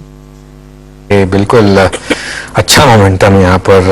आज जो ट्रेड्स चली उनमें ये हो गया, दीपक नाइट्राइट हो गया, क्लियरली बालकृष्ण हो गया, अच्छे मूव्स मिले इसमें, एक्साइड हो गया, काफी ट्रेड्स जो आज चली। जिंदल स्टील यहाँ पर एक अच्छा मूव, PFC REC ये दोनों स्टॉक्स में अच्छा मोमेंटम। अब निफ्टी मिड कैप में डिसेंट बाइंग अप, मेटल्स चल रहे हैं आज थोड़े से, तो अच्छे मूव्स आपको इस समय क्लियरली यहाँ पर कुछ स्टॉक्स में दिखाई देंगे। मेटल्स में ही फोकस करते हैं फिर। गाबा सर, जिंदल स्टील के अलावा कोई और कॉल? मेटल्स में लग नहीं रहा मुझे एक्चुअली, बहुत डिफिकल्ट है आज कॉल निकालना, बहुत ही डिफिकल्ट है। एक हिंडाल को शायद एक अप्रूव मिल सकता है, सेटअप के हिसाब से इसमें रेसिलियंस है। 42750 के आसपास ट्रेड कर रहा है हिंडाल को, मेरे ख्याल से ये 435 तक जा सकता है, स्टॉक होगा 425। टाइट स्टॉक है, लेकिन यस हिंडाल को में थोड़ी एक तेजी नजर आती है। अच्छा, आज PEL मेरे ख्याल से कविता जी की कॉल भी थी, जरा लेके आएंगे डायरेक्टर साहब, प्लीज मुझे बताइएगा, और उसके टारगेट स्टॉप लॉसेस लेके आइएगा। PEL ने 806 पे आज इंटरडे बेसिस में, यस 810 का अगर आप देखें टारगेट था, तो यस ऑलमोस्ट जो टारगेट्स को है वो हिट कर लिया। तो एक और टारगेट जो कि अच्छा चला, और एक बार जैसे कि अनुज कह रहे थे कि प्रीकॉल का जिक्र किसी ने नहीं किया, एक बार प्रीकॉल लेके आइएगा। प्रीकॉल का ये सॉरी प्रीकॉल नहीं, वो क्या था, पॉलीकैब, माफ कीजिएगा, पॉलीकैब स्क्रीन पे रखिएगा। पॉलीकैब अब आपकी स्क्रीन पे 3550, ये इसके करियर की ऑलमोस्ट जो हाईएस्ट ट्रैजेक्टरी उसमें ट्रेड कर रहा है। अनुज क्या दौर रहा ना, लुक एट एस्ट्रल। आज बताओ अनुज, संडे को मेरा नोएडा की उस मार्केट में जाना हुआ, अब यकीन मानिए ऐसी भीड़, तो जो रियल एस्टेट स्टॉक्स भागते हुए देख रहे हैं ना आप, और रियल एस्टेट एंसिलरी, वो खोखली नहीं है, यकीन मानिए, मतलब कदम रखनी जगह नहीं दुकान पे, यही एक कारण है यार। देखो मैं एक चीज कहूंगा, ऑल टाइम हाई। मैं एक चीज कहूंगा, दो स्टॉक्स, ये दोनों स्टॉक्स जो आपने मेंशन किए, पॉलीकैब और एस्ट्रल, इन पर नजर रखिए। अगले 3 साल में ये दोनों स्टॉक्स निफ्टी स्टॉक्स होंगे, ये मैं कह सकता हूँ। मतलब ये मुझे एक यकीन है कि एस्ट्रल तो जरूर होगा, पॉलीकैब में शायद थोड़ा टाइम लगेगा। पॉलीकैब का क्योंकि फ्री फ्लोट मार्केट कैप काफी कम है, पॉलीकैब में प्रमोटर होल्डिंग काफी ज्यादा है। एस्ट्रल के केस में वो थोड़ा सा बेटर है, लेकिन एस्ट्रल का इस समय का फ्री फ्लोट मार्केट कैप करीब 24,000 करोड़ का है। मेरे ख्याल से ये दो स्टॉक्स हैं जहां पर, और ये दोनों साथ साथ चलते हैं, आपने नोटिस करा होगा, ये दोनों स्टॉक्स ऑलमोस्ट पैरेलल चलते हैं। ये देखिए, इससे ज्यादा पैरेलल चार्ट्स हो नहीं सकते स्टॉक्स के। बिल्कुल। और इस बार पूरा रियल स्टेट स्पेस को देखिए आप, और रियल स्टेट एंसिलरी तो चल ही रहा है जिसका जिक्र हमने किया, but look at DLF 487, DLF का ये मल्टी ईयर, हालांकि अगर मैं हिस्टोरिकल और मतलब वो डेकेड प्राइस वाला, डेकेड से पहले का प्राइस हटा दूं जो इसका आईपीओ प्राइस था, और इसके प्रैक्टिकल डेकेड ट्रेड रेंज को देखूं तो उसमें ये हाईएस्ट क्लस्टर ब्रैकेट ट्रेड कर रहा है।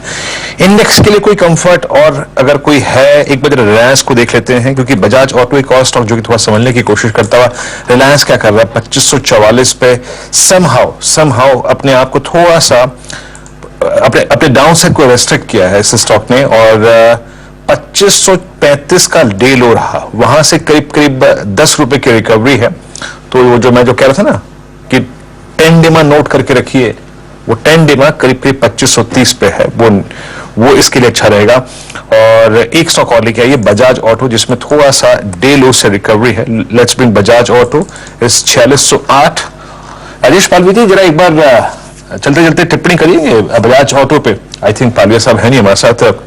राजेश सतपुते जी, आपका व्यू। ये बजाज ऑटो का एक बहुत स्ट्रॉन्ग बेस था 4530, 4560, जो कि 1 जून की कैंडल का लो भी है, जो कि अब तक का मंथ लो भी है, मतलब इस मंथ का। कैसे रीड कर रहे हैं आप?